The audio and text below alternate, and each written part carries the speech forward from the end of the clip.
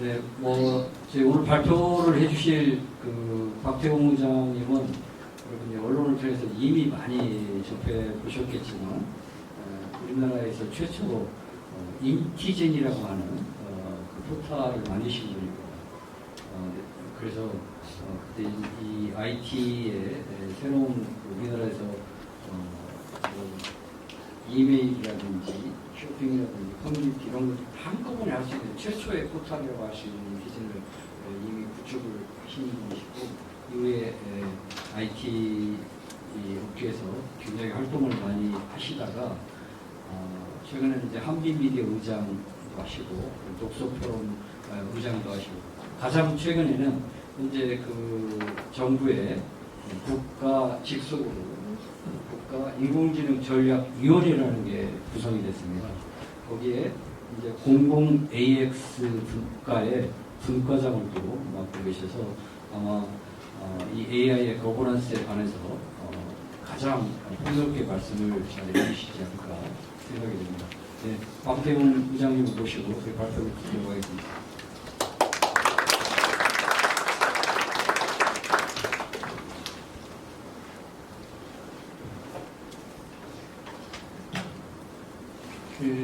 이렇게 귀한 자리에 저를 불러주셔서 정말 영광스럽다고 생각합니다.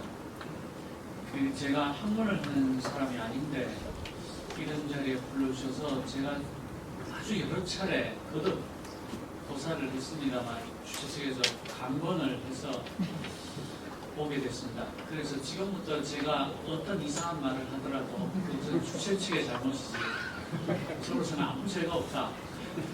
누가 물을 가져다 주시면 제가 손을 씻으면서 이것은 내 잘못이 아니다. 이렇게 먼저 말씀을 드리고 디스플레이만 하고 시작하겠습니다.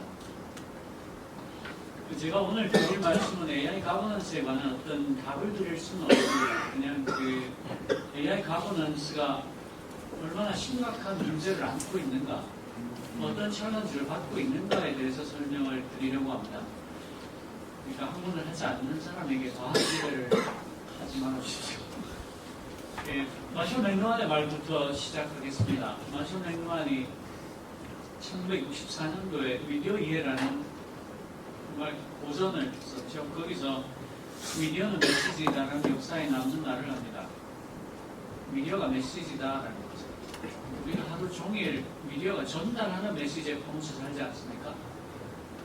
라디오에서 무슨 뉴스가 나왔다, 9시 뉴스에 뭐가 떴다, 조간신문에 무슨 뉴스가 나왔다, 인터넷에 무슨 뉴스가 떴다, 하루 종일 미디어가 전달하는 메시지에 퍼무쳐 사는데 맥루한은 미디어 자체가 메시지다라고 얘기를 하는 겁니다. 그러니까 라디오가 메시지고 인터넷이 메시지라는 거예요. 되게 이상한 말이죠. 맥루한은 매스미디어와 매스의 관계를 들어서 미디어가 메시지라는 것을 설명합니다.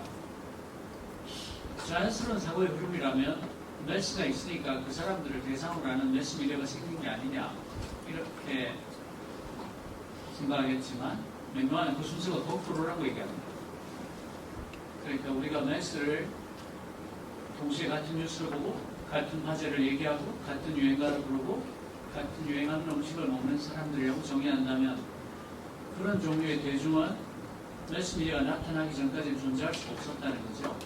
그러니까 매스가 있어서 그 사람들을 대상으로 하는 매스미디어가 생긴 게 아니라 매스미디어가 나타남으로써 비로소 매스가 존재할 수 있게 됐다는 겁니다. 그러니까 미디어는 메시지라는 거예요. 우리가 흔히 하는 말이 있습니다. TV는 좋은 것도 나쁜 것도 아니고 우리가 쓰기 나름이다. 인터넷은 좋은 것도 나쁜 것도 아니고 우리가 쓰기 나름이다. 스마트폰은 좋은 것도 나쁜 것도 아니고 우리가 쓰기 나름이다. 굉장히 상식적이고 자연스러운 발언 같지만 사실은 미디어의 본질을 완전히 놓쳐버린 그런 말이라는 거예요. 왜냐하면 모든 미디어는 등장할 때 대단히 뚜렷하고 구체적인 변화의 방향을 지시하기 때문에 이쪽으로 가라, 이렇게 바뀌어라라고 한다는 겁니다. 그런데 대부분의 경우에 인류는 미디어의 본질을 놓칩니다. 인류의 미디어의 역사는 미디어의 본질을 오해해온 역사 혹은 놓쳐온 역사, 이해하지 못한 역사라고 할 수 있습니다. TV가 처음 나타났을 때 인류는 TV를 모니터가 붙은 라디오라고 받아들였습니다. TV를 본 적이 없었기 때문이죠. 그래서 초창기의 TV는 성우가 원고에 있는 모습을 중계를 했습니다. 왜냐하면 모니터가 붙은 라디오였기 때문이죠. 그래서 초기 TV 비평가들은 도대체 어떤 사람들이 성우가 원고에 있는 모습을 보고 싶어 한단 말이냐. 그리고 TV를 비판했습니다. TV가 뭔지 몰랐던 거죠. 초기 TV는 연극을 중계할 때도 극장의 가장 좋은 자리에 카메라를 딱 한 대 놓고 처음부터 끝까지 고정된 프레임으로 중계했습니다. 그때 하고 싶었던 말이 이런 걸 겁니다. 당신이 집을 떠나지 않은 채로 극장의 가장 좋은 자리에서 보는 것처럼 연극을 볼 수 있으니까 얼마나 좋으냐. 그런 말을 하고 싶었겠죠. TV가 TV다워진 것은 아주 여러 대의 카메라로 아주 여러 장소에서 아주 여러 날에 걸쳐서 촬영을 하고 교차 편집을 하고 다원 중계를 하고 플래시백을 하면서 비로소 TV가 TV다워졌습니다. 그러니까 인류의 미디어의 역사는 미디어의 본질을 오해온 역사다, 이해하지 못한 역사다, 놓쳐온 역사다라고 할 수 있습니다. 그리고 우리 앞에는 지금까지 본 적이 없는 놀라운 미디어가 있습니다. AI가 있죠. 가장 최근에도 인류는 미디어에 대해서 실패했습니다. 뭘까요? 소셜미디어입니다. 소셜미디어가 처음 나타났을 때 인류는 소셜미디어를 친한 사람들끼리 채팅을 하거나 최근에 찍은 사진을 돌려보는 서비스라고 받아들였습니다. 그리고 몇 년이 지나서 어떻게 됐습니까? 인류의 공동체 기반이 뿌리부터 무너지고 있습니다. 미국, 유럽 전부 다 파퓰리스트들이 사회를 찢어놓고 있죠. 이전까지는 하나의 팩트밖에 없었습니다. 그런데 이제 팩트에 대해서 아티팩트가 생겨버렸습니다. 유튜브에 채널 수만큼 많은 팩트들이 존재할 수 있게 됐다는 거죠. 공동체가 완전히 소셜미디어가 만들어놓은 에코 챔버와 필터 버블에 갇혀버렸습니다. 인류가 미디어의 본질을 알아채지 못한 새에 공동체의 기반이 무너졌는데 가장 무서운 건 이런 겁니다. 이제 인류가 드디어 소셜미디어가 에코 챔버와 필터 버블로 공동체 기반을 뿌리부터 무너뜨리게 됐다는 것을 알게 됐습니다. 모두가 알게 됐죠. 그래서 인류가 그것에 대해서 어떤 조처를 취하고 있습니까? 모두가 알게 됐지만 어떤 조처도 취하지 못하고 있습니다. 지극히 무력하죠. 그게 사태의 본질입니다. 소셜미디어가 에코 챔버와 필터 버블로 유튜브의 채널 수만큼이나 많은 부족을 만들고 있습니다. 지구촌이라는 말을 만든 게 소셜미디어 맥루안입니다. 맥루안이 지구촌이라는 말도 만들었어요. 그러니까 그 전까지 편마차가 도착하기 전까지 소식을 알 수 없었던 인류가 드디어 전신전보의 발명으로 실시간으로 세상의 모든 소식을 듣게 됐다. 그래서 지구가 하나의 마을이 됐다라고 해서 지구촌이라는 말을 만들었습니다. 맥루안 이래로 지금까지 착실히 글로벌화가 진행이 됐죠. 지구촌화가 이루어졌습니다. 우리가 모두 마을이 된 줄 알았죠. 소셜미디어가 나타나고 나서 유튜브의 채널 수만큼이나 많은 고립된 불합들이 생겨나고 있습니다. 서로 간에 대화도 통하지 않습니다.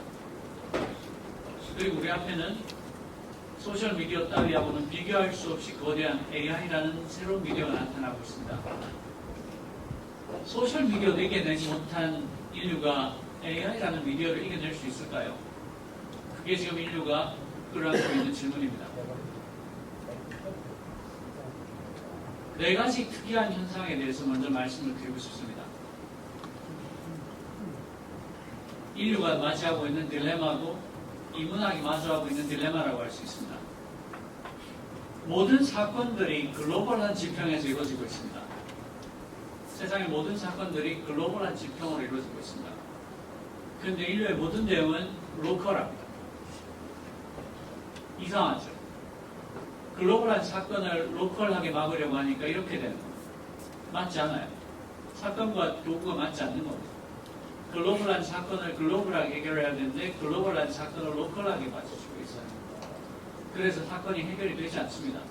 이를테면 AI의 위협에 대해서 제프 힌턴을 비롯해서 정말로 뛰어난 많은 양심이 있는 AI 과학자들이 이거 이대로 두면 안 된다. 인류가 조처를 취해야 된다고 몇 차례에 걸쳐서 공동성명을 발표했습니다. 그래서 어떤 일이 있습니까? 아무도 듣지 않고 있습니다. 글로벌한 이벤트를 로컬하게 막을 수가 있는가? 우리가 기후위기에서 확인했듯이 그것은 불가능합니다. 두 번째로, 모든 이벤트는 학제적으로 일어나고 있습니다. 모든 사건들이 학제적입니다. 근데 우리는 분과학문의 사일로에 갇혀 있습니다. 모든 이벤트를 분과학문에서 접근하고 있습니다. 맞지 않습니다. 모든 이벤트가 학제적으로 일어나는데 우리는 분과학문의 사일로에 갇혀서 분과학문에서 접근을 하고 있습니다. 맞지 않죠? 설명할 수 없습니다.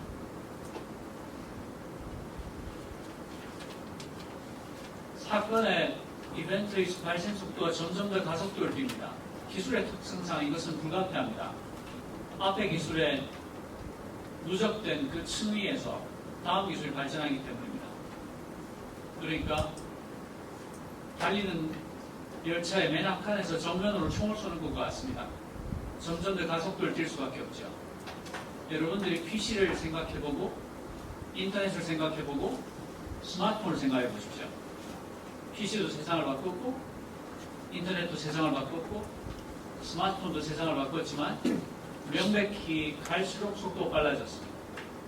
스마트폰이 세상을 지배하는 데 걸리는 시간이 아마 6년, 7년이 채 되지 않을 겁니다. 그리고 AI를 봅시다. 전체 AI 비즈니스가 아니라 오픈 AI의 챗GPT만 보더라도 8억 명의 사용자를 확보하는 데 걸리는 시간이 2년 반이었습니다. 인터넷이 8억 명의 사용자를 확보하는 데 걸리는 시간이 13년이었습니다. 그러니까 인터넷이 13년에 걸쳐서 이룬 일을 전체 AI도 아니고 챗GPT가 2년 반만 이룬 겁니다. 챗GPT만 비교해도 7년 7배 이상 빠릅니다. 사태가 아주 심각한 거죠. 그런데 불행하게도 인류의 사고는 걷고 있습니다. 기술은 점점 가속도를 띠고 로켓처럼 날아가는데 인류의 사고는 걷고 있습니다.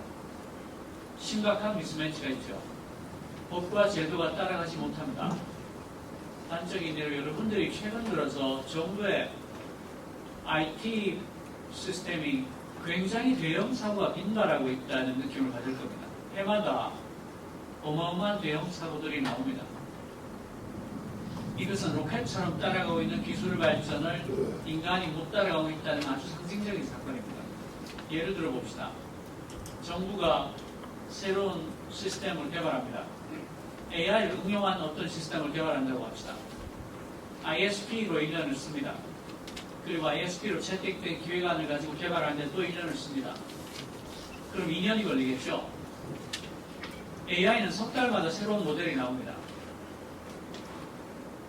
2년 전 기획을 가지고 그 시스템을 어디에 쓸 수 있겠습니까? 여러분들 지금 2년 반, 한 2년 8개월, 9개월 전에 나온 챗GPT 쓰라 그러면 쓰겠습니까? GPT-5가 있는데 법과 제도가 따라가지 못합니다. 적어도 2년씩 걸리거든요. 어떻게 할 것인가? 점점 더 기술은 가속도를 띨 수밖에 없는데 인간의 사고는 걷고 있습니다. 로켓을 따라갈 수가 없다. 이런 딜레마가 있습니다. 네 번째로, 전혀 새로운 유형의 슈퍼 엘리트들이 등장하고 있습니다. 완전히 새로운 유형입니다. 옛날에 엘리트들은 돈을 갖고 있거나 혹은 지식을 갖고 있었습니다. 그 둘을 같이 가지는 못했죠. 부와 명예를 동시에 가질 수는 없다. 이런 말들이 있지 않습니까? 그런데 지금의 슈퍼 엘리트들은 어마어마한 부와 한 줌도 안 되는 슈퍼 엘리트들에게는 허락된 놀라운 지식을 같이 갖고 있습니다. 지금 AI 과학 쪽에 가장 앞서 있는 사람들은 다 조단위의 부자들입니다. 이런 종류의 슈퍼 엘리트들 인류는 맞아본 적이 없습니다.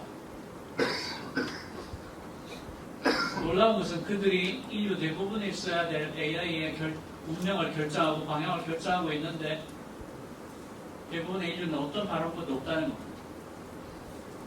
일단 지식이 따라가지 못합니다. 그 사람들이 갖고 있는 지식을 우리가 따라갈 방법이 없습니다. 거기에다 돈을 조단위로 갖고 있습니다.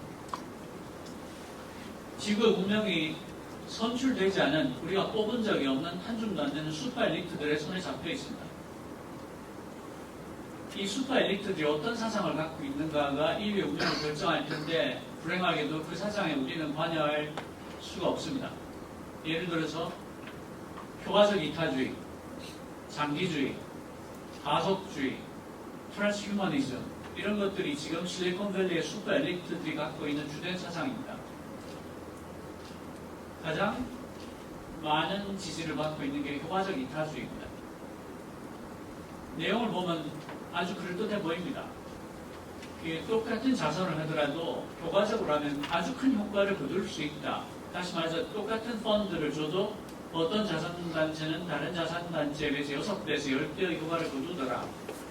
이렇게 말하면 굉장히 그럴듯한 말이죠. 과학적으로 자선을 하면 같은 돈으로 훨씬 큰 효과를 거둘 수 있겠구나. 맞는 말입니다. 근데 효과적 이타주의가 끝까지 밀어붙이면 어떻게 됩니까? 사람의 생명을 무게를 달 수 있게 됩니다. 왜냐하면 어떤 게도 효과적인지를 봐야 되기 때문이죠. 그래서 정량화하면 안 되는 것들을 정량화하기 시작합니다. 그래서 효과적 이타주의 끝에 가면 똑같은 재난을 당했다면 아시아의 가난한 나라 사람들을 구하는 것보다는 서양의 부유한 나라 사람들을 구하는 게 낫다라는 결론에 이르게 됩니다. 왜냐하면 그쪽이 인류를 구할 지식을 더 많이 갖고 있을 확률이 더 높거든요. 그래서 효과적 이타주의가 파시즘하고 손을 잡게 됩니다. 무게를 달 수 없는 것들을 무게를 달기 때문이죠. 장기주의도 마찬가지입니다. 장기주의는 인류의 멸종을 불러서는 안 된다. 그래서 인류의 절멸을 부를 수 있는 어떤 문제도 장기적으로 대단히 심각한 문제로 다뤄야 한다라고 말합니다. 맞는 말이죠. 근데 장기주의적 철학적 가치관에서 어떤 일이 생기는가 하면 인류의 멸절을 부르지 않는 한 그 문제는 대단히 중요하지 않은 어떤 문제가 됩니다. 그래서 장기주의자들의 관점에서는 기후위기가 그렇게 대수로운 문제가 아닙니다. 왜냐하면 기후위기가 온다고 해서 인류가 멸종할 것 같지는 않거든요. 근데 과연 그렇게 말할 수 있겠습니까? 기후위기가 그렇게 심각하지 않습니까? 예를 들어서 지금 한줌도 안 되는 슈퍼 엘리트들이 AI를 개발하느라고 말도 안 되는 탄소 발자국을 뿜어내고 있죠. 그래서 지구가 기후위기에 시달립니다. 그래서 누가 피해를 받습니까? 스리랑카의 가족들이 느닷없이 들이닥친 홍수로 집이 물에 떠내려가고 부모가 죽고 애들이 고아가 됩니다.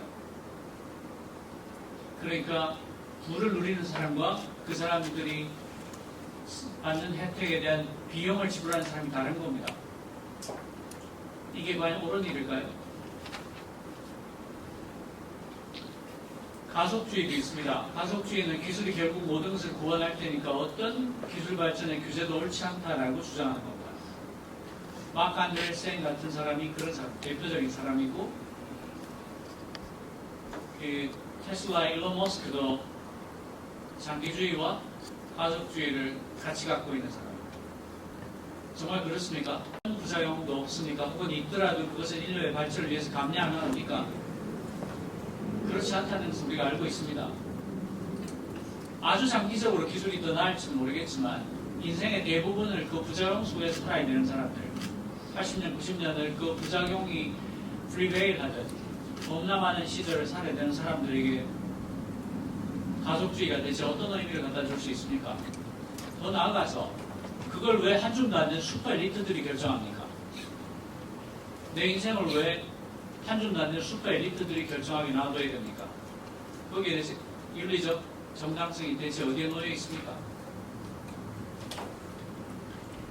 이게 지금 우리가 인류가 AI와 관련해서 갖고 있는 4가지 질문이고 4가지 딜레마. 그러니까 모든 사건은 글로벌하게 일어나는데 인류는 로컬하게 대응하고 있다. 모든 사건은 학제적으로 일어나고 있는데 학자들은 분과적으로 대응하고 있다. 기술 발전은 로켓을 타고 날아가는데 인류는 걷고 있다. 지금까지 본 적이 없는 슈퍼 엘리트들이 등장했다. 이런 4가지 사건이 있다는 거죠.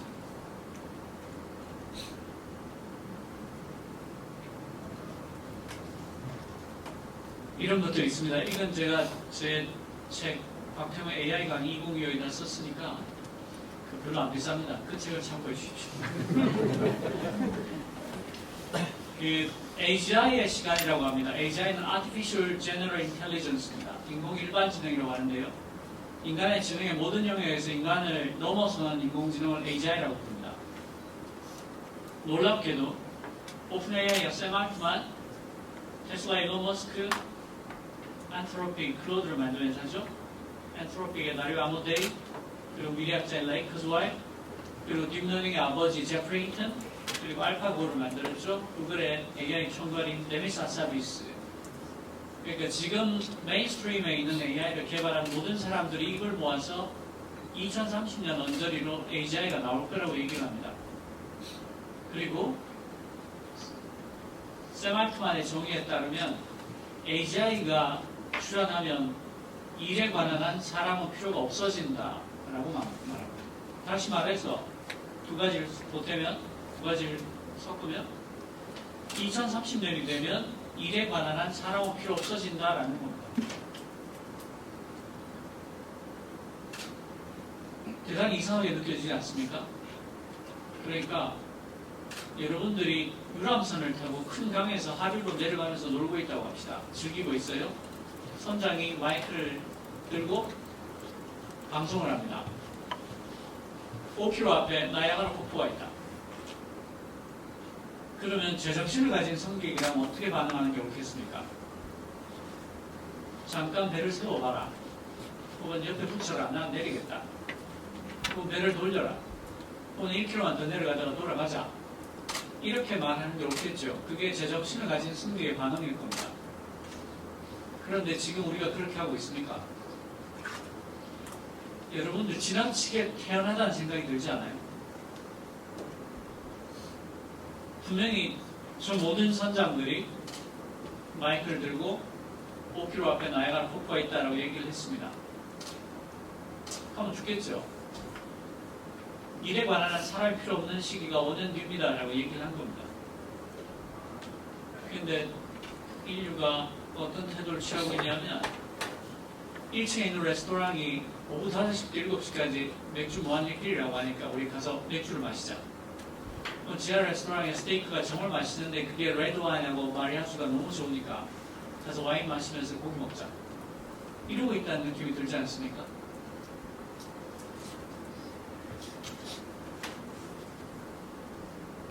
내년에는 AI가 스스로 자기 개선하기 시작할 겁니다. 세계적인 개발이 일어납니다. 그러니까 사람이 개입할 여지가 점점 더 줄어가고 있다는 게 명백한 사실입니다. 사람이 개입하는 걸 휴먼 인 더 루프라고 하죠. 루프에서 휴먼이 빠지는 겁니다. 클로드는 이미 코드의 80%를 클로드로 짜고 있다고 했고요. 구글에서는 50%가 넘었다고 합니다. 그리고 페이스북, 메타죠. 메타의 마크 저커버그가 맨하탄 크기의 데이터 센터를 만드는 이유로 코드가 자기 개선을 하기 시작했다를 꼽습니다. 그러니까 AI의 발전도 가속도를 띠게 될 거라는 거죠. 그래서 그 게임에 빠질 수가 없다. 그래서 과도한 투자를 해야 된다라고 자기를 정당화하는 겁니다. 코드가 자기 개선을 하기 시작하면 두 가지 문제가 생깁니다. 첫 번째로 AI가 굉장히 좋아지는데 왜 좋아지는지를 설명할 수 없습니다. 내가 계산한 게 아니거든요. 두 번째로는 AI가 어느 방향으로 가고 있는지를 인간이 설명하지 못합니다. 내가 계산하지 않았거든요. AI의 제기적 자기 개선이 갖는 문제가 대단히 심각하다는 걸 알 수 있을 겁니다. 그렇지만 피할 수 없습니다. 대단히 효율이 있기 때문입니다. 인간이 개선하는 것보다 훨씬 더 낫기 때문이에요. 그리고 내년이 AI가 학습에서 체험으로 넘어가는 시기가 됩니다. 지금까지는 인간이 준 데이터를 가지고 학습을 했죠. 학습에서 배울 건 어지간히 배웠다라는 게 지금까지의 판단입니다. 그래서 이제 AI가 스스로 몸을 가지고 체험을 하기 시작할 겁니다. Embodied AI라는 말을 들어보셨을 겁니다. AI가 체험을 하는 시간으로 넘어갑니다. 그리고 AI 과학자가 나타납니다. 적어도 가설의 수립과 새로운 시험 설계에 대해서는 AI가 인간을 넘어설 가능성이 훨씬 큽니다. 왜냐하면 있을 수 있는 경우의 수를 순식간에 탐색하는 것은 인간이 이길 수 있는 영역이 못 됩니다. 알파고가 바둑에서 인간을 이긴 게 그 이유입니다. 있을 수 있는 모든 가설들을 병렬로 한 번에 다 짚어보고 그 중에서 확률이 높은 것만을 남기는 것은 인간이 AI를 이길 수 없는 영역입니다.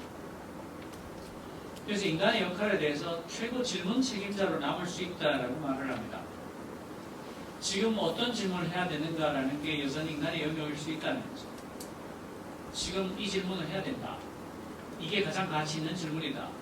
이게 궁극의 질문이다라는 판단을 인간이 할 수 있다는 겁니다. 언제까지 그럴까요?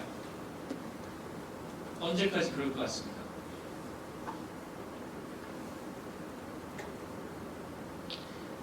원래 9월에 앤트로픽에서 발표한 자료인데요. 자동화가 처음으로 증강을 초래했습니다. 증강은 인간을 돕는 행위고 자동화는 인간을 대체하는 행위입니다. 사람들이 스스로를 증강하는 것보다 대체하는 쪽으로 AI를 더 쓰기 시작했다는 거예요. 원래 9월입니다. 이건 오픈AI가 내는 그래프입니다. GDP 발이라는 벤치마크인데요. 미국 GDP에서 큰 기여를 하는 9개 산업에서 44개 직업을 선정해서 인간 전문가와 AI를 비교했습니다. 미션을 주고 어떻게 푸나를 비교했는데 진한 청색은 이긴 거고 연한 청색은 비긴 겁니다. 가장 성능이 좋은 클로드 오퍼스 4.1이 거의 인간 전문가와 대등한 성적을 냈습니다. AI의 발전 속도를 생각해보면 인간 전문가가 AI하고 비기거나 치를 시간이 앞으로 6개월에서 9개월 남았다는 뜻입니다. 그러니까 5년 안에 온다는 게 그렇게 낙관적인 전망이 아니라는 걸 알 수 있을 겁니다. 청년 일자리가 급감하고 있습니다. 10만 개가 넘는 직장을 조사했습니다. 하버드에서 조사했는데요. 최근에 발표한 거예요.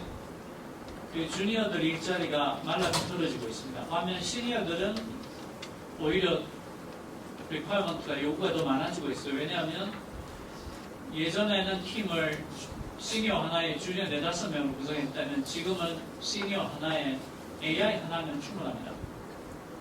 그러니까 시니어는 쓸만한 거예요, 아직까지. 그런데 문제가 있습니다. 지금 주니어들을 뽑지 않으면 10년 뒤에는 10년차 시니어가 다 사라지게 됩니다. 그럼 어떻게 할 건데? 부분의 효율화가 전체 효율로 전혀 이어지지 않는다는 게 여기서 나오는 거죠. 부분의 효율화는 절대로 합이 효율적이지 않습니다. 어떻게 할 건데? 라는 질문을 인류가 받아들고 있다는 거예요. 이게 테슬라 사례입니다. 테슬라의 자율주행이 있죠. 자율주행 차가 사고를 냈습니다. 근데 테슬라의 엔지니어가 원격으로 접속을 해서 동영상을 지워버린 다음에 블랙박스 데이터가 없었다라고 주장을 했습니다. 그런데 피해자가 해커하고 친한 사이였어요. 그 해커가 지워버린 데이터를 복구를 해냅니다. 그 동영상은 이렇습니다.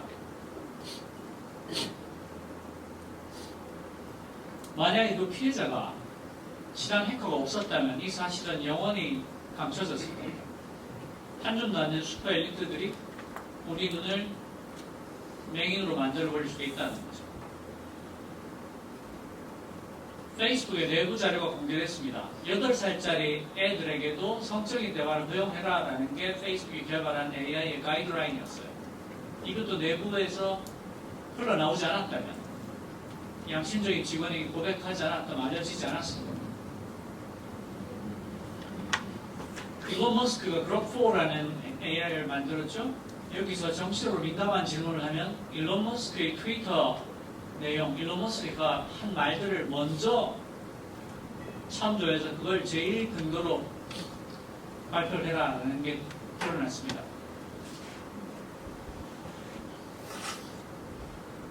우리가 보고 있는 슈퍼 엘리트들의 윤리의식이라는 게 이 정도 수준입니다. 원격 접속을 해서 블랙박스 데이터를 지워버리고 돈을 벌기 위해서 8살짜리 애한테 성적인 대화를 강요하고 그리고 정치적으로 민감한 사항에 대해서는 창업자의 정책 사정을 첫 번째 근거로 고려해서 감안해서 발표를 하고 그런데도 트럼프 정부는 개별 주정부가 독자적인 AI 규제 정책을 10년 동안 펴지 못한다라고 금지 법안을 발의했습니다. 전형적인 가속주의자들의 행동이죠. 가속주의자가 트럼프 정부의 핵심에 들어와 있다는 것. 이런 게 나옵니다. 국제적인 레드라인이 필요하다. 제프리 힌턴, 요슈아 벤지오, 존 오필드, 정말 많은 사람들이 호소합니다. 아무도 듣지 않습니다. 너무 이상하지 않습니까? 제프리 힌턴은 이렇게 얘기합니다. 인공지능이 좋은 건지 아닌지는 기술이 아니라 전적으로 사회 체계에 달려있다. 기술의 발전이 문제인 것처럼 보고 있지만 문제는 사회 체계다. 우리가 서로 공유하는 사회 체계를 가지느냐?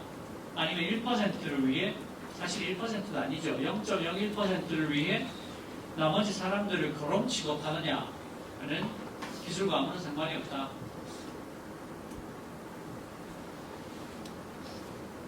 아직은 시간이 남아있다고 생각합니다. 사회 전체가 해결해야 될 문제일 수 있습니다. 그러니까 우리가 AI를 사회적 안전판을 구축하는 용도로 쓰고 생산성 향상으로 일어나는 부를 청년들을 위해서 쓸 수 있다면 우리는 오른쪽 창을 바라보게 될 거고요. 지금처럼 그대로 간다면 우리는 왼쪽 창을 바라보게 될 겁니다. AI가 내 일을 대신해 주니까 나는 정말 편해졌다라고 말할 수도 있고 AI가 내 일을 내 직업을 뺏어가 버렸다, 망했다라고 말할 수도 있습니다. 문제는 개인이 대응할 수 없는 사안이라는 거죠. 이건 개인으로서 대응할 수 없습니다. 사회로서, 정치로서 대응해야 되는 사안이고 제도와 법을 인류를 해치지 못하게 생산성 향상을 사회적 안전판을 구축하는 데 쓰자라고 법과제도를 고치자라고 요청해야지 해결될 수 있는 사안입니다. 부족한 말씀을 들어주셔서 고맙습니다.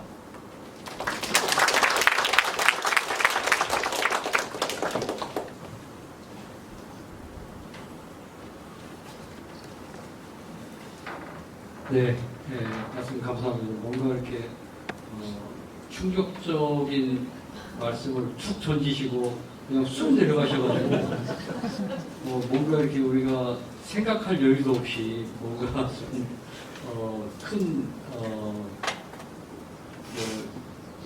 불행을 맞은 것처럼 엄청난 지금 충격이 쌓이는 것 같습니다. 자, 그럼 이런 말씀하신 내용들을 제가 조금 토론을 통해서 더 확장시켜보고 더 깊게 가져가 보겠습니다. 네, 세 분 앞으로.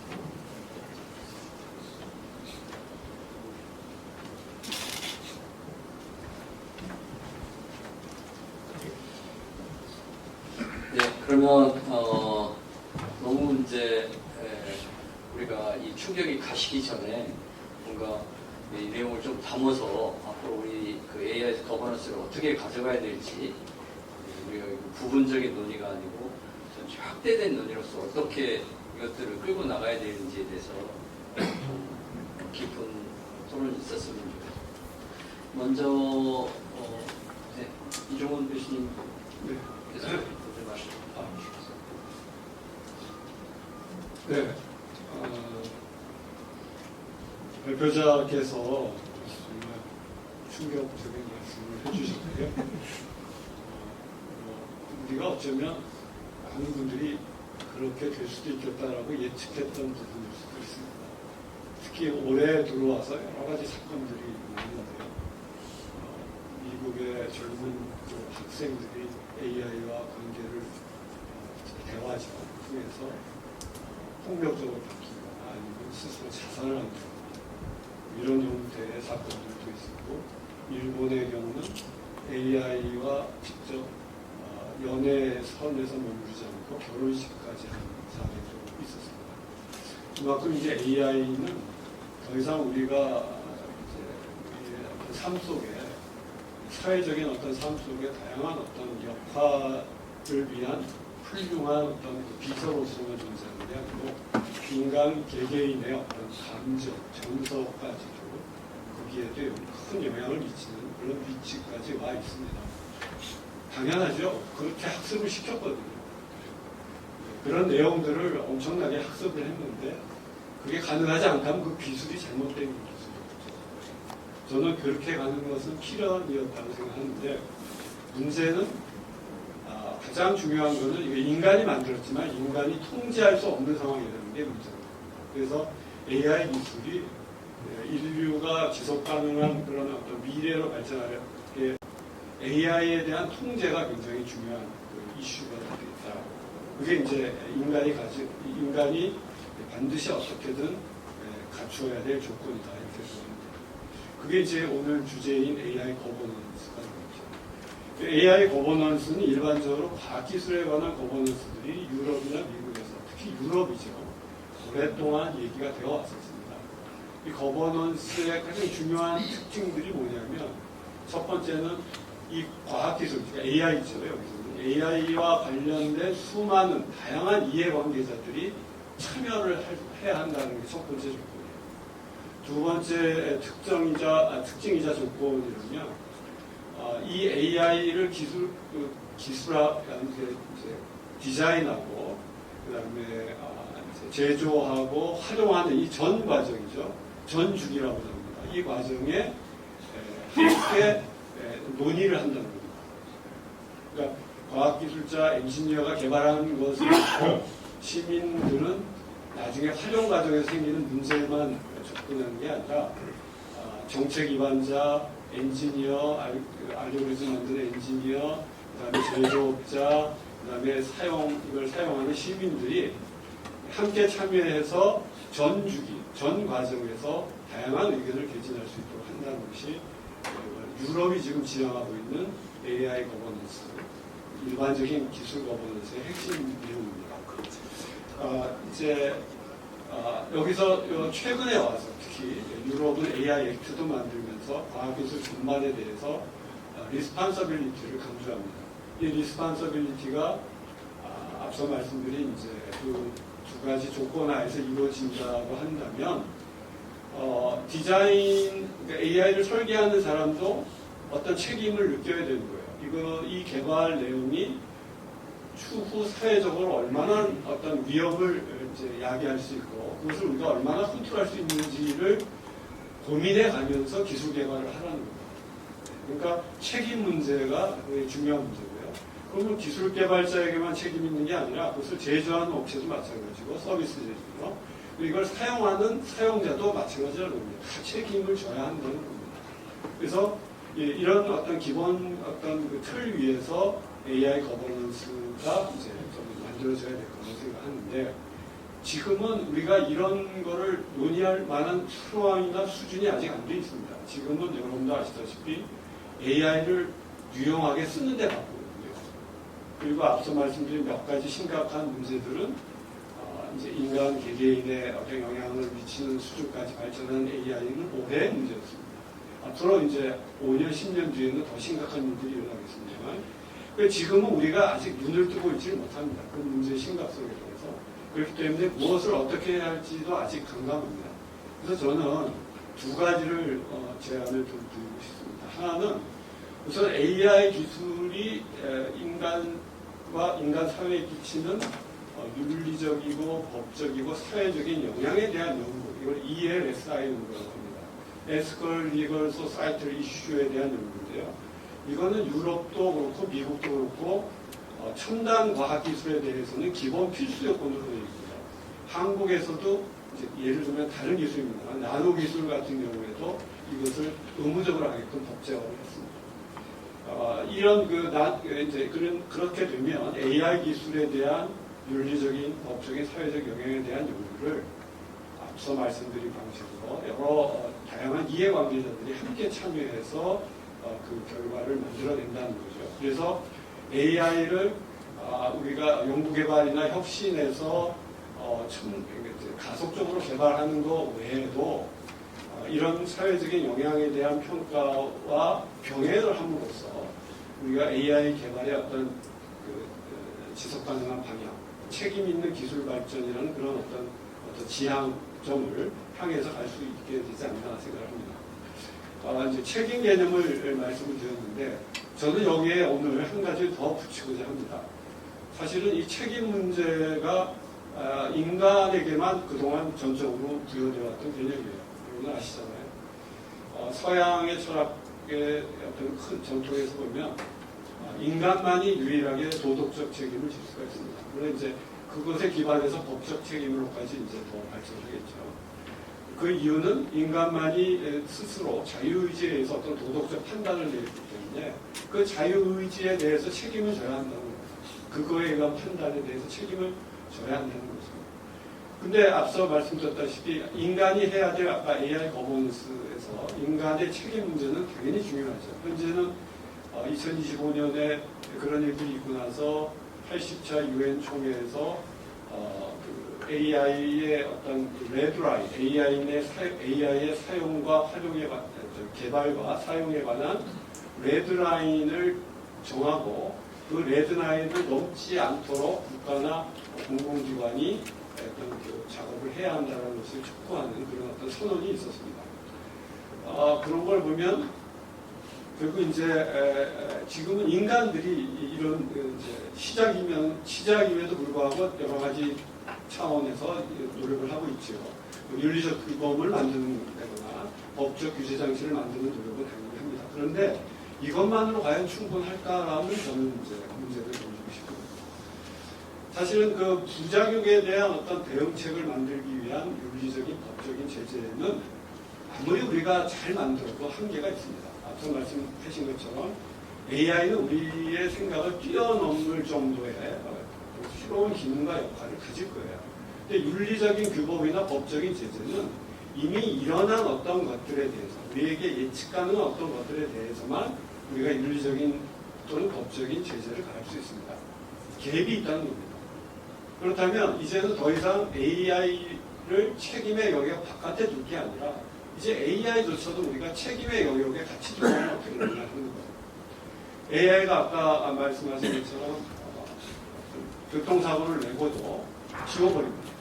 그리고 최근에 AI한테 수학 문제를 풀으라고 했는데 수학 문제 풀다가 이제 그 인간이 그만해라고 했는데도 불구하고 얘는 그 인간의 명령을 지키지 않고 그 알고리즘 자체를 자기 스스로 변경을 해서 문제를 끝까지 풀었습니다. 인간의 통제를 받고 싶지 않습니다.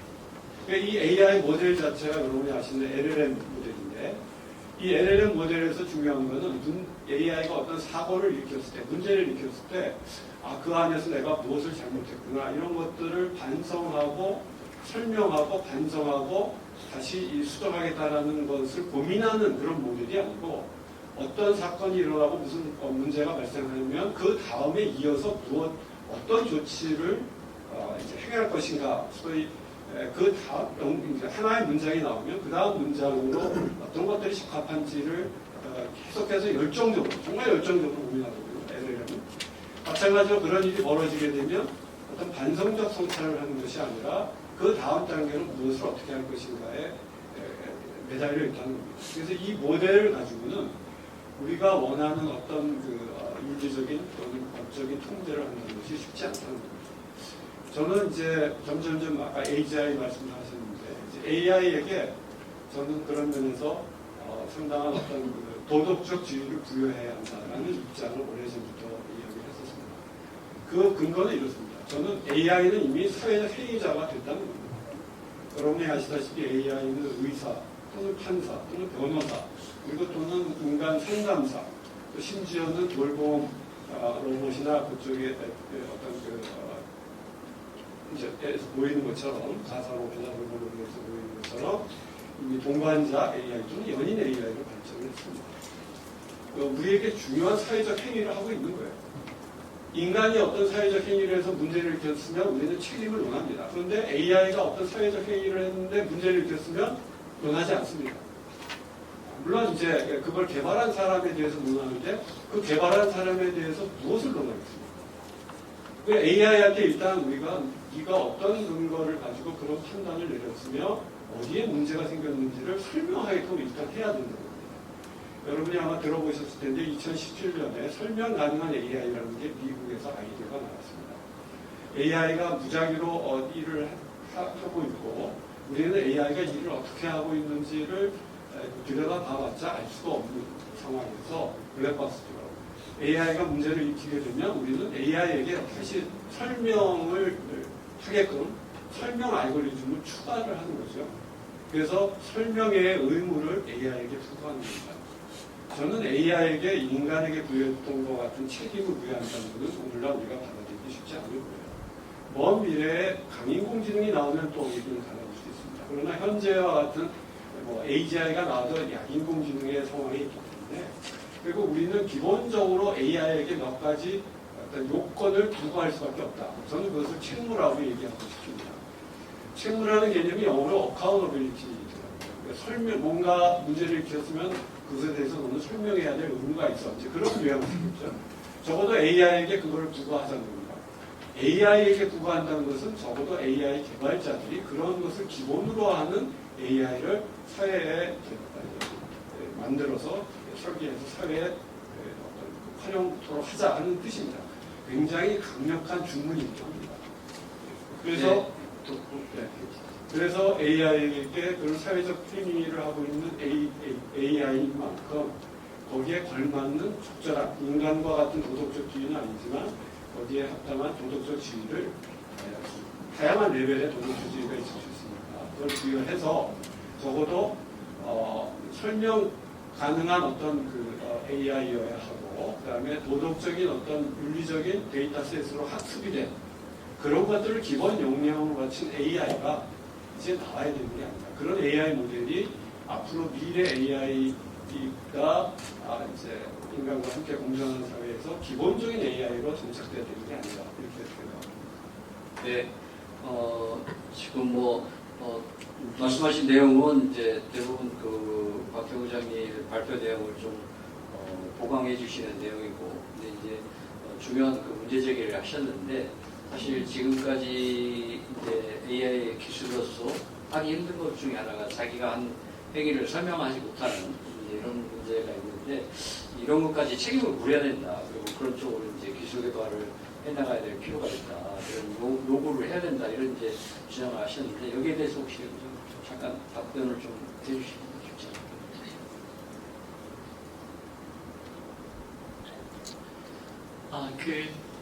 AI에게 어떤 도덕적인 주체로서 작동하기를 원한다는 아주 흥미로운 발상이고요. 저도 기본적으로 동의가 되는 상황입니다. 설명할 수 있는 AI도 사실 굉장히 중요한 것이고, 이게 하나의 AI 국가문의 장르가 있죠. 설명할 수 있는 AI. 특히 미국 국방부가 해마다 엄청난 돈으로 이 설명할 수 있는 AI에 투자하고 있는데요. 미션 크리티컬한 어떤 일을 시키려면 설명 가능할 수 있어야 되기 때문입니다. 그러니까 인류의 윤리적 미래를 위해서 설명 가능한 AI에 투자하는 게 아니라 미션 크리티컬한 군사작전을 위해서 투자하고 있다는 게 굉장히 놀라운 일이고요. 근데 아직까지는 설명 가능성 쪽에서는 대단히 뚜렷한 진보가 보이지는 않습니다. 그 대신에 해석 가능성 쪽은 상당한 진보가 있는데요. 설명 가능성과 해석 가능성이 뭐가 다른가 하면, 설명 가능성은 자신이 한 행동을 자기가 설명하는 것이고, 해석 가능성은 남이 보고 설명을 하는 거죠. 그러니까 엔트로픽이 이 해석 가능성 쪽에 굉장히 많은 자본을 투자하고 있고, 그 성과가 나오긴 있는데, 그래서 해석 가능성 쪽은 뭔가 한 2, 3년 더 지나면 꽤 큰 성취를 할 수 있겠다는 기대를 해볼 만하다 싶습니다. 그러나 설명 가능성은 아직도 갈 길이 굉장히 멀다. 그렇지만 우리가 AI를 정말 안전하게 쓰자면 이 목적은 포기할 수 없는 목적이다. 그런데 트랜스포머라는 알고리즘을 쓰면서, 모델을 쓰면서 설명 가능성이 어디까지 도달할 수 있는 목표일까에 대해서는 잘 모르겠습니다. 트랜스포머를 쓰면서 설명 가능성이라는 목표를 성취할 수 있을까? 지금까지는 조금 회의적입니다. 예, 처음에 토론을 요청해서 발제를 받았는데 봐도 얼마나 됐었어요. 발제만 보면 그렇잖아요. 설명을 드리니까 뭐가 다르. 토론을 써야 되니까 토론문을 쓰려고 하는데 굳이 토론문을 안 써도 된다고 해서 왔습니다. 근데 다들 되게 좀 우리 배우장님 발제를 보면서 좀 충격, 또 방금도 말씀하셨잖아요. 지금 하는 방식이 과연 실효성이 있을지 모르겠다. 이게 무슨 얘기냐면 우리가 생각하는 AI의 위험성, 많은 학자들이 막 위험을 강조하고 그래서 개발을 주자, 유발하리라 수다를 제일 유명한 말하는데 아무도 그거를 막을 사람이 없는 거잖아요. 예를 들면 지금 실리콘밸리의 거대한 자본이 들어가는 그거를 누가 막을 수가 있어? 어느 국가가 막죠. 더군다나 지금 AI 개발하는 가장 큰 중요한 나라가 미국과 중국 아닙니까? 미국과 중국. 쉽게 말하면 최소한 이거를 민주적으로 통제할 수 있는 그 사회가 민주주의 사회여야 하는 거 아니겠습니까? 민주적 통제가 가능하네요. 근데 미국과 중국이 지금 민주주의 사회라고 아무도 안 믿잖아요. 트럼프를 누가 민주주의라고 했습니까? 파리 기후협동 하루 만에 깨는 사람인데 핵확산 협정 같은 것도 지금 다 깨져 있는 거 아니겠습니까? 쉽게 말하면 유엔을 통하든 누구를 통하든 지금 이거를 글로벌 거버넌스를 갖춰나갈 수 없는 상태라는 점입니다. 이게 가장 비극적인 것 같습니다. 그러니까 우리가 어쩔 수 없고 우리는 어쩔 수 없는 게 전 세계가 이 상황을 통제할 수 있는 상황이 아니다. 이걸 대전제로 한다면 그럼 우리가 할 수 있는 거 뭐냐? 우리는 이제 아직까지는 AI를 주도하는 국가도 아니고 우리가 AI 3대 강국으로 목표한다지만 여전히 미국과 중국에 비해서는 늦춰져 있고 다만 우리가 미국과 중국보다 나은 점은 미국과 중국보다 훨씬 민주주의적 기반이 강하다는 점은 우리가 있는 것 같습니다. 그래서 오히려 이 강한 민주주의적 기반을 활용해서 뭔가 우리가 좀 새로운 모델을 만들어내야 하지 않나라는 생각하는 사실 그게 과연 어느 정도 실효성이 있을지 잘 모르겠고요. 다만 저는 이제 교육하는 입장에서 그럼 AI를 가지고 어떻게 교육할 거냐 이 문제는 되게 복잡한 문제인 것 같습니다. AI에 대한 글로벌 거버넌스 내지는 어떤 윤리적 통제가 불가능한 상황이기 때문에 교육에서 완전히 배제하자는 말도 그건 불가능한 거고요. 지금의 조건에서라도 우리가 AI를 활용하면서 AI와 교육을 접합시키는 방법들을 좀 찾아야 된다. 더 근본적으로 말하면 우리 자라나는 아이들, 그 아이들 중에서 일부는 나중에 AI 개발자가 될 수 있겠죠. 그 아이들이 AI의 개발 단계, 사용 과정에서 어떤 윤리적인 어떤 책임감, 민주적 통제에 대해서 승인하게 만드는, 그걸 이해하게 만드는 것이 가장 중요한 게 아니라 일단 이 정도 말씀드리면서 네, 감사합니다.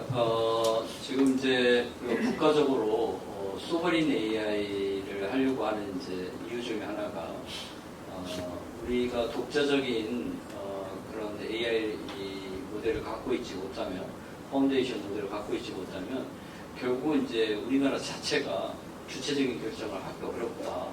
그리고 우리가 지금까지 지켜온 민주주의라든지 이런 것들을 이제 우리가 스스로 방어하지 못하고 남에 의해서 훼손될 가능성이 상당히 이제 많다. 뭐 이런 이제 여러 가지 어떤 걱정과 우려 이런 속에서 이제 등장한 게 아닌가 하는 생각이 들고요. 이거에 대해서 그동안 소버런 AI에 대해서 강력한 주장을 해오셨기 때문에 이게 어떤 의미가 있는지를 좀 설명해 주시기 부탁드리겠습니다.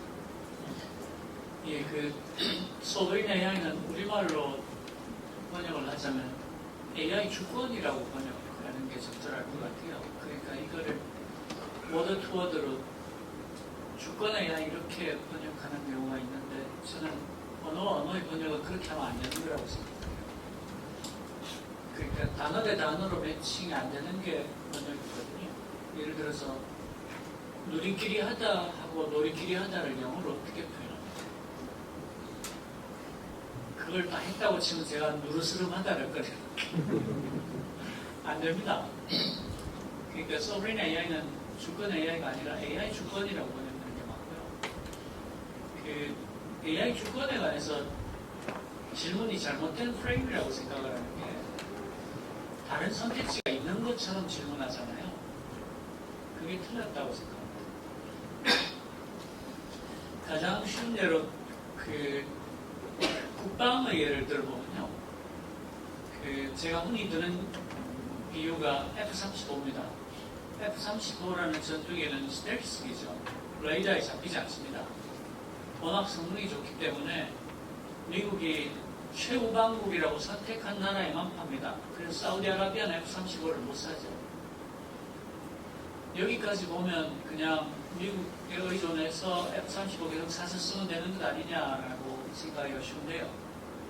F-35가 비행을 할 때 스텔스 기능을 켜고 싶으면 비행할 때마다 미국에서 코드를 받아야 됩니다.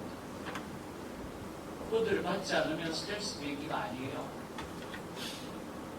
그런데 그 얘기는 비행할 때 그 비행 목적과 비행 범위가 다 미국의 승인 안에 있다는 얘기입니다. 그리고 지금도 무공연하게 나오는 얘기는 F-35에 킬 스위치가 있는 것 아니냐. 그러니까 결정적인 순간에 끌 수 있지 않을까. 왜냐하면 F-35는 팔 때 조건이 나사 하나 풀지 못하는 게 그거예요. 풀면은 그 순간 시그널이 미국으로 가서 그 비행기를 회수당합니다. 계약 조건이 그렇게 돼 있어요. 최우방국이라는 나라에 파는 전투기가 그 정도입니다. 그러면 AI를 국방에 쓴다고 해봅시다. F-35보다 AI가 만 배는 더 치명적이겠죠. 그게 그런 게 없으리라고 생각하는 게 지나치게 순진한 거 아닐까요? 의료도 마찬가지죠. 한국은 의료보험이 너무 잘 된 나라이기 때문에 의료 데이터에 관한 세계 최고의 선진국에 없습니다. 근데 그 데이터들이 다 대단히 프라이빗한 데이터들이죠. 그걸 외국의 거대 AI를 갖고 와서 쓴다. 그 데이터가 안 넘어간다는 보장이 어디 있을까요? 그리고 최신 AI를 늘 우방국이니까 가장 최신 것을 쓰라고 늘 준다라는 보장은 또 어디 있겠습니까? 그런데 이번에 보시면 아시겠지만 블랙록이 한국에 몇십조 투자했다고 발표를 하고 며칠 지나니까 팔란티어가 와서 세계 최초의 팝업 스토어를 서울에 열고 와서 옷도 팔고 모자도 팔고 좀 지나니까 오픈AI가 와가지고 HBM을 한 달에 90만 장 사겠다 그러는데 그게 지금 생산량의 2배를 올리겠다는 얘기고 그리고 젠슨하임 와서 막 치맥을 하고 26만 장을 팔겠다 그러고 약간 단체가 무슨 약을 먹었나 싶은 그런 생각이 들지 않습니까? 그게 왜 그런가 하면 피지컬 AI로 넘어가야 큰 돈을 버는데 피지컬 AI를 하려면 산업 데이터가 있어야 됩니다. 제조 데이터가 있어야 되거든요. 전 세계에서 밸류 체인을 처음 끝까지 다 갖고 있는 나라가 2개입니다. 철강부터 반도체까지, 조선부터 포털까지. 중국하고 한국이에요.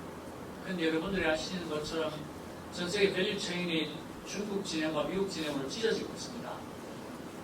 그렇다는 얘기는 서방 진영의 제조 창으로는 한국밖에 안 남았다는 얘기죠. 독일은 소프트웨어가 너무 약하고요. 일본은 제조가 많이 망가졌습니다. 그러니까 소프트웨어부터 하드웨어까지, 반도체부터 철강까지, 조선부터 포털까지 다 갖고 있는 게 한국밖에 없거든요. 그래서 그렇게 뛰어오는 겁니다. 뛰어올 수밖에 없고요. 엔비디아의 의도를 조금만 더 설명을 드리면 엔비디아는 GPU를 만드는 회사라고만 알고 계실 텐데 실제로는 그 옴니버스하고 코스모스라는 디지털 트윈을 갖고 있습니다. AI 기반의 디지털 트윈인데요. 물리 엔진이 적용이 되어 있습니다. 그러니까 공장을 똑같이 AI를 이용해서 디지털 트윈으로 만들 수 있는데 거기에는 물리 엔진이 적용이 되어 있습니다. 그리고 걔를 10만 개 정도로 복제할 수 있어요. 그러면 현대차가 갖고 있는 보스턴 다이나믹스의 휴머노이드를 거기 투입해서 학습을 시키면 10시간 학습시키면 얘는 100만 시간을 학습하게 됩니다. 걔를 투입해야 될 현대자동차 공장을 디지털 트윈으로 만든 다음에 걔를 10만 개로 복제를 해서 보스턴 다이나믹스 휴머노이드를 집어넣어서 10시간을 10만 개의 서로 다른 조건에서 학습을 시키면 10시간 만에 100만 시간 학습을 하게 돼요. 거기다가 현대자동차 생산 라인을 디지털 트윈으로 만들어서 그걸 AI로 부스트할 수 있고요. 그리고 자율주행차에 들어가는 GPU가 있을 것 아닙니까? 그 시장을 엔비디아가 다 먹을 수 있죠. 그리고 자율주행 자체도 실제로 도로를 다니면서 하는 게 아니라 옴니버스라는 디지털 트윈에 10만 개의 도로 컨디션을 놓고 집어넣어서 학습을 시키면 10시간이면 100만 시간의 자율주행을 학습할 수 있게 됩니다. 그럼 어떻게 될까요? 엔비디아가 GPU 만들던 회사에서 AI 솔루션의 챔피언이 될 수 있는 겁니다. 그리고 삼성전자는 왜 손을 잡았을까요? 지금 HBM을 SK 하이닉스가 메인으로 공급하잖아요. 삼성을 도와서 삼성이 반도체 공장을 디지털 트윈으로 만들고 그 가공 내용을 AI로 부스트해서 SK 하이닉스 못지않게 만들게 되면 엔비디아는 2배의 패를 쥐고 가격을 조정할 수 있게 됩니다. 그리고 삼성은 파운드리도 갖고 있죠. TSMC가 지금 엔비디아의 GPU를 다 독점 생산합니다. 엔비디아는 자기 공장이 없거든요. 삼성을 도와서 파운드리 실력을 AI로 부스트해서 높여주면 엔비디아는 TSMC에 대해서 대안을 갖게 됩니다. 그러니까 엔비디아의 젠슨 왕이 서울에 와서 치맥을 마시면서 아부를 하고 26만 장을 드리겠다고 할 수밖에 없는 거예요. 그러니까 한국의 소브린 AI는 대단히 큰 찬스가 있다. 우리가 가진 게 있으니까 그렇게 줄져서 오는 거다. 그리고 오늘은 엔트로피의 다리오 앙데이도 왔습니다. 서울에. 그러니까 소브린 AI라는 게 개꿈이 아니다. 우리가 충분히 가진 게 많다. HBM 어디 가서 살 건데? 반도체 어디 가서 살 건데? 너네 디지털 트윈 누구랑 할 건데? 미국, 영국에는 공장이 없어요. 그러니까 소브린 AI는 한국에 할 수 있는 대단히 좋은 전략이고 옵션이고 그게 지금 이번에 정리가 된 거다. 그렇게 말씀드릴 수 있습니다. 네. 인문학자들은 되게 가슴이 뜨겁습니다. 지금 여기 지금 굉장히 가슴이 뜨거워지신 분들이 지금 많이 보이고, 박태웅 원장님은 이런 그 말씀을 굉장히 이렇게 차분하게 하시는 거 보니까 인문학자는 아니신 것 같아요. 그래서 저희가 지금 아마 여기 청중들께서 준비하고 계신 질문이 굉장히 많을 거로 저는 생각이 돼서 조금 뜨거워진 가슴을 조금 식히고 서로가 냉정하게 토론할 수 있도록 55분까지 좀 쉬도록 하겠습니다. 네, 쉬고 난 다음에 청중과의 토론을 진행하도록 그렇게 하겠습니다. 네, 감사합니다. 시면 어떤 분한테 질문을 하시고 싶으신지 이런 걸 좀 구체적으로 말씀을 해주시면 훨씬 이 토론이 원활하게 진행이 될 것 같습니다. 네, 그러면 주서 없이 손을 드시고 이렇게 먼저 김경훈 교수님 먼저 말씀해 주시죠.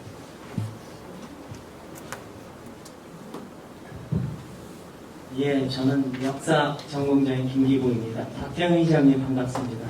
예. 박태영 의장님 강의는 굉장히 명쾌해서 언제나 들으면 시원시원한데, 이 절망적인 얘기도 명쾌하게 하시니까 멘붕이 오는 것 같아요. 그래서 좀 이걸 어떻게 해서 희망을 좀 찾을 수 있을까, 그걸 한번 고민하면서 질문을 드립니다. 그 첫 번째가 이제 미디어는 메시지다라고 출발하셨잖아요. 그 맥락이 이제 미디어는 신체의 연장이다라는 정의잖아요. 발, 손, 눈 이것을 그러니까 신체를 연장했다가 이제 이게 산업혁명까지 왔다가 인공지능은 뇌를 연장한 거잖아요. 이제 연장할 거 다 연장을 했잖아요. 근데 뇌를 왜 좋아했고 2단계가 이제 지금 그 이전까지는 인류가 이제 인간 외적인 것과 공진화를 했다고 생각을 해요. 이랬을 때 인공지능이 오면서 이 공진화 단계가 근본적인 위기에 들어왔다고 생각을 합니다. 근데 인류가 갖고 있는 가장 큰 힘이 내일 제가 그 섹션 4를 보는데요. 레질리언스거든요. 그러니까 레질리언스가 뭐냐면 변화를 흡수해서 재조직하는 능력이에요. 이건 인류는 이걸로 가지고 살아남았던 거죠. 시스템 붕괴를 이게 붕괴를 하지 않고 균형을 잡는 이걸 이제 비평형적 지속성이라고 그래요.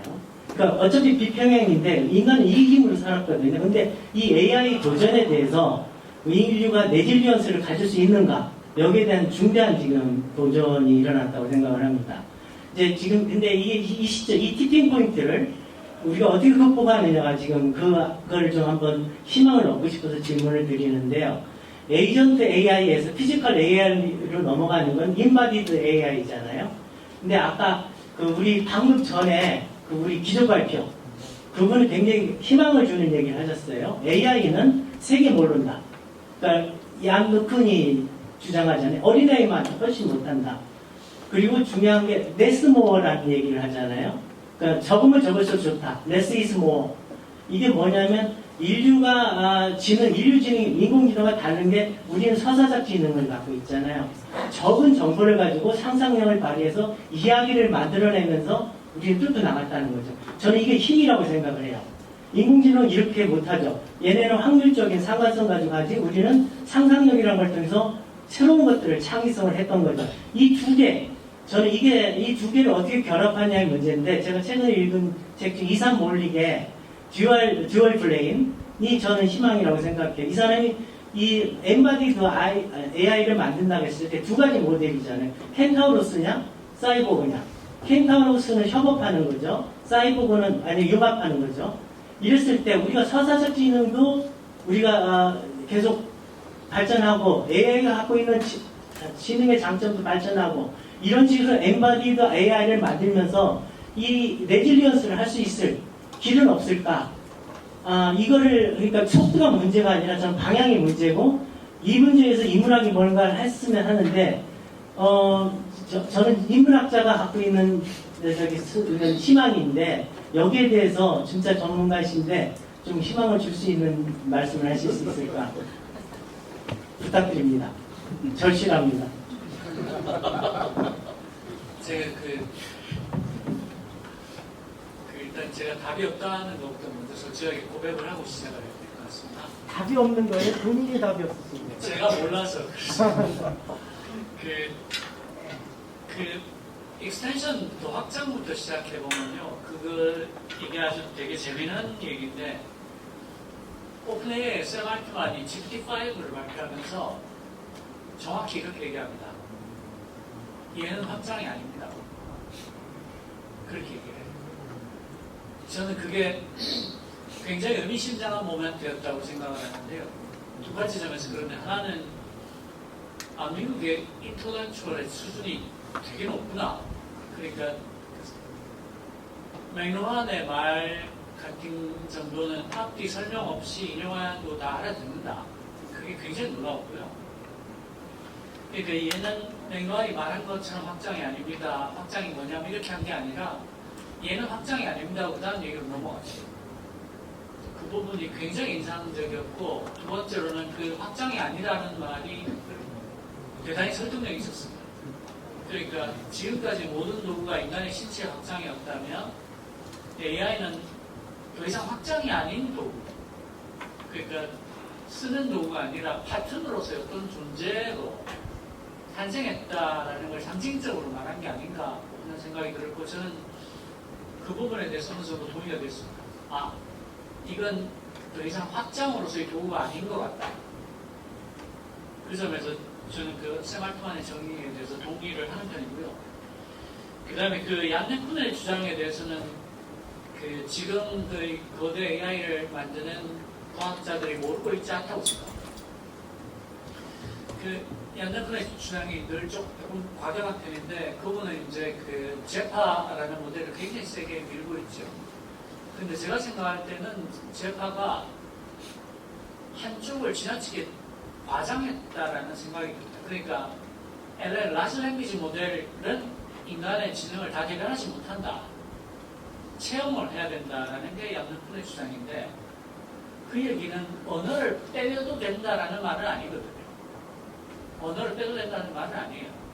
그런데 지금까지 발전을 보면 제파로 만든 모델보다 라지 랭귀지 모델의 성능이 만대씩 뛰어나고요.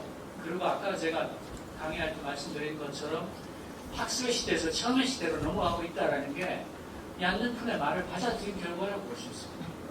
그 인버디드 AI라는 게 얀네푼이 그렇게 해설주장하는데 그 얘기예요. 세상을 체험하고 그러니까 모든 것을 학습시키지 않고 체험하면서 스스로 깨닫게 된다는 게 Less is more를 구현하고 싶어서 하는 거라고 저는 말해줍니다. 그리고 그래서 어떻게 될 거냐에 대해서 몇 가지 방향이 있을 것 같은데요. 이를테면 이건 더 이상 익스텐션이 아니다라고 했을 때는 새로운 어떤 공존의 대상으로서 봐야 되는 거고요. 그 반면에 레이 크즈와이 같은 사람도 있습니다. 레이 크즈와이의 대표적인 트랜스휴머니즘 쪽 계열인데 인간이 사이보그가 되는 건 필연이다라고 주장하는 겁니다. 그러니까 우리가 도구를 몸에 붙인 게 오래됐다. 그러니까 신체를 증강하기 위해서 임플란트를 받고 눈에 수정체를 갈아 끼고 하는 것하고 뇌를 증강하기 위해서 AI랑 결합하는 게 뭐가 다른가? 그리고 인류의 발전을 왜 회피하려고 하느냐라는 게 레이 크즈와이에 대해 주장이고요. 그렇게 하면 이제 사이보그는 인류의 발전된 형태가 되는 거죠.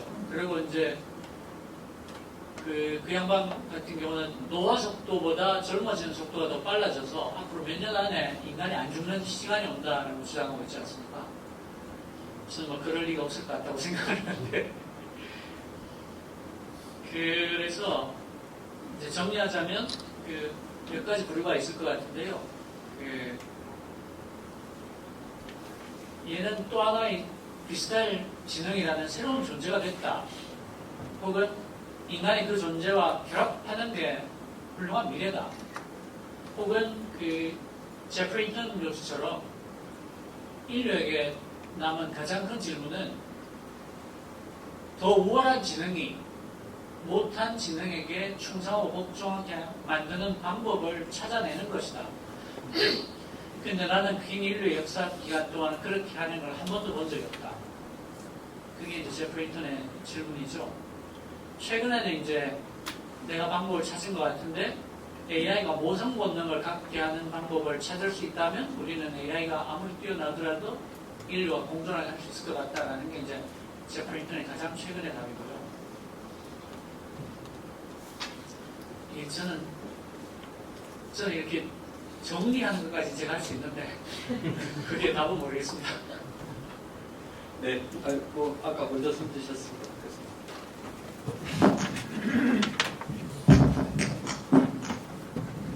네, 저는 한국외국어대학교의 중국학대학의 박정훈 교수입니다. 먼저 이런 귀한 자리를 만들어주신 연구재단 교육부와 안동시에 감사를 드립니다. 저도 이제 교육자로서 대학의 필드에서 다양한 AI의 어떤 출현과 대응 전략을 고민을 하고 있습니다. 그래서 이광호 교수님께 질문 드리겠습니다. 이제 국가교육위원회에도 계시기 때문에 저희가 이전에는 어떤 한 사람이 고대 철학자들은 뭐 천문학이나 의학이나 문학이나 모든 걸 총괄하는 시대가 있었고, 그 다음에 이제 세부적으로 학과가 분화가 되고 지식이 분화가 되는 시대를 거쳤습니다. 지금은 AI를 통해서 오히려 문과 학문이 통합돼가는 이런 총체성의 시대라고 저는 생각을 합니다. 그런 측면에서 본다면 인문학은 AI 시대는 인문학의 시대가 왔고, 그 다음에 인문학의 발전은 어떻게 보면 AI를 통해 서 심화 발전시킬 수 있다는 생각을 가지고 있습니다. 우리가 레이 커즈와이처럼 저희가 더 이상 마차의 시대로 돌아갈 수 없다면 지금 현재 AI 시대에 인문학 전공자들의 경쟁력을 확보를 해야 된다고 생각을 합니다. 그래서 국가교육정책이라든지 그다음 방금 말씀드린 대로 학과의 분화, 즉 어떻게 보면 저희는 이제 언어 문화 관련 학과이기 때문에 지금 AI를 통해서 모든 학과나 언어가 통합이 돼가고 있는 추세에 있습니다. 그렇게 본다면 철학이라든지 기타 사회학도 예외가 아니라고 생각을 드는데 대학의 거버넌스 측면에서 본다면 학과의 분화에서 이제 학과의 통합으로 가는 시대에서 한국의 대학 거버넌스가 가지게 될 전망이라든지 혹시 뭐 기획하고 있는 정책이라든지 이런 것들이 있으시면 소개해 주시고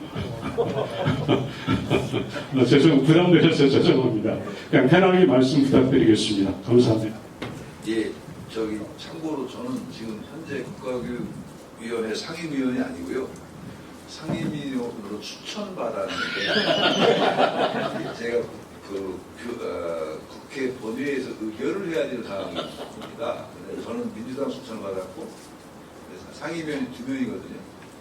근데 이제 국민의힘에서 누구 추천해야 되는지 추천을 안 하고 있어요. 그러니까 제가 현재는 이제 추천자 상태고 이제 실제 일하게 되면 꽤 시간이 걸릴 것 같고요. 지금 교수님 말씀하신 거는 제가 국가교육위원회 말고 제가 이전에 문재인 청와대 비서관도 하고 국가교육회의도 책임 맡았었는데 그때도 AI와 무관한 고민이었습니다.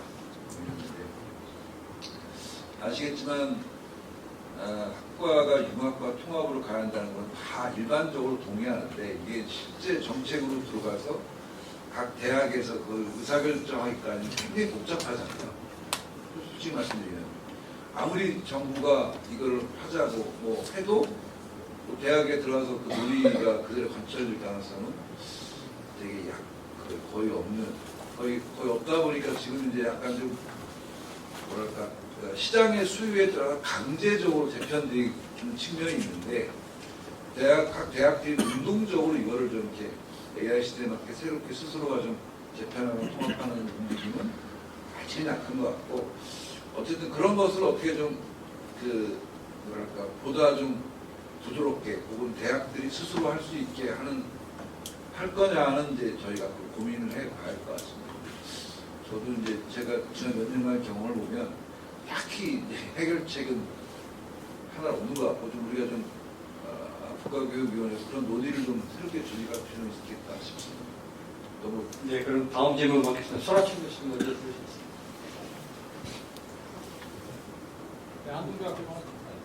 네, 한국대학교 소라철입니다. 그냥 간단한 질문을 드리고 싶은데요. 하나는 박대웅 의장님 에너지 전쟁이 아까 슬라이드에 써 있었는데 에너지 전쟁에 대해서는 별 말씀을 안 해주셔서 좀 자세히 말씀해 주시면 좋겠는데 예를 들어서 뭐 엔비디아에서 그래픽 카드 26만 장이 들어온 걸 팔겠다 했는데 그걸 사면은 돌릴 수 있는 것인지 네, 그게 있고요. 또 하나는 소버린 AI에 대해서 말씀하셨는데 이제 옵션이 없다 이렇게 말씀하셨지만 그거의 그 가능성을 이야기하시면서는 아까 말씀하신 새로운 종류의 슈퍼 엘리트가 한국에 막 오고 있다 그 말씀을 하신 거잖아요. 그 사람들이 와가지고 그 사람들을 같이 일할 수 있게 된다는 게 도대체 소버린 AI하고 무슨 관련이 있는 건지 우리나라에 데이터 센터가 생기면 그게 우리 소버린 AI가 될 건 아닐 텐데 도대체 소버린 AI라는 얘기는 결국 그 슈퍼 엘리트로부터 약간 독립할 수 있다는 뜻이어야 할 것 같은데 아까 말씀하신 건 정확하게 그건 또 아닌 것 같아서 어떤 의미인지 좀 저한테 설명해 주시면 좋겠습니다. 이걸 제가 대답을 잘못하면 되게 이상한 사람이 되거든요. 잘 대답을 하겠습니다. 첫 번째가 에너지에 관한 얘기였죠. 에너지가 심각합니다. 그러니까 몇십 메가와트에서 1기가 정도까지 에너지를 쓰게 되는데 1기가면 원전 하나거든요. 그러니까 메타 하나가 지금 맨해튼 크기의 데이터 센터를 짓겠다는 거 아니에요. 그래서 에너지가 너무 부족합니다. 그 AWS가 한국에 오는 이유도 여기 딴 사람들이 짓기 전에 빨리 줘야 된다 이런 것도 있었을 거예요. 전기가 있으니까. 그게 저는 근데 한국에는 기회일 수 있겠다라고 생각을 합니다. 왜냐하면 그 지난 몇 년간 에너지에 터무니없이 이념의칙이 더해져 있었어요. 에너지는 이념이 아닌데 아까 말씀드렸지 그 밸류체인이 중국과 미국으로 갈라찢어지면 한국에는 굉장한 기회창이 열립니다. 지금 효성 같은 경우에 너무 많이 팔아가지고 주가가 얼마까지 올라가야 적절한지를 아무도 말을 못하고 있거든요. 그러니까 아주 고출력의 변전기 변압기, 그 다음에 고압 직물 송전, 그 다음에 그리드 인포밍 그리드 포밍 인버터, 그리고 이런 GPU 기반의 데이터 센터를 하게 되면 ESS가 필수적이 됩니다. 왜냐하면 이 GPU가 만장 정도를 돌리게 되면 학습할 때랑 하지 않을 때 혹은 중간에 연산이 끝나갈 때 하고 피크일 때 그 플럭추에이션이 굉장히 큽니다. 그래서 기존 전기망에 물려버리면 전기가 다 다운되고 견디지 못합니다. 그 수요가 너무 급격하게 올라가고 떨어지니까. 그래서 그 아주 거대 규모의 ESS가 붙지 않으면 안 되는데 놀랍게도 배터리를 가장 잘 만드는 나라도 한국입니다. 그러니까 여러 가지 면에서 한국에는 이게 굉장히 기회의 창이 될 수밖에 없는 거예요. 그러니까 해저 케이블, 고압 케이블, 변전기, 변압기, 그리드 포밍 인버터, 그리고 ESS, 그리고 그 태양광 쪽에도 큰 찬스가 있습니다. 그러니까 에너지 전쟁이 일어난다는 게 한국에는 그렇게 나쁜 뉴스가 아니고요. 그리고 한국은 다행히도 몇 년 동안 이념 전쟁으로 그걸 못 해버리는 바람에 역설적으로 포텐셜이 굉장히 크게 남아 있습니다. 그러니까 에너지 전쟁이 일어나면 온갖 것들, 그러니까 SMR 같은 경우도 지금 중소형 원전이 지금 각광을 받는 이유도 딱 하나입니다. 훨씬 비싸요. 그게 대형 원전보다 비쌀 수밖에 없습니다. 왜냐하면 아무리 집이 적어도 화장실 있어야 되고 부엌 있어야 되고 창문 있어야 되거든요. 그게 자동차 공장이 축구장만한 크기로 짓는 이유가 크게 지을수록 비용이 떨어지기 때문에. SMR은 경제적으로는 현재 말이 안 돼요. 그럼에도 불구하고 엄청난 각광을 받는 이유는 빨리 만들 수 있기 때문에. 원전은 10년 걸리니까 현재로서는 가능한 옵션이 아니거든요. 데이터 센터 지금 빨리 지어야 되는데 10년 기다려주세요. 말이 안 되잖아요. 그래서 SMR이 옵션이 되게 된 거고 가스 발전이 옵션이 되게 된 거고 심지어는 석탄까지 되살리자는 말이 나오는 건데 그 점에서 그 AI 붐은 한국에는 이중의 축복이다라고 말씀드릴 수 있을 것 같고요. 그래서 지금 전력 관련된 모든 주식에 미친 듯이 오르는 이유가 거기 있다고 생각합니다. 이때까지 본 적이 없는 붐이다. 그 다음에 그 슈퍼 엘리트들이 한국에 오는 거하고 소브린 AI하고 좀 관계를 말해달라고 했는데 사실은 병렬 처리하고 있는 겁니다. 그 지금 AI 쪽 보면 우리가 GPU를 엔비디아 거를 어마어마하게 사고 있죠. 26만 장을 삽니다. 그런데 한편에서 우리 독자 NPU도 열심히 개발하고 있고 지원하고 있습니다.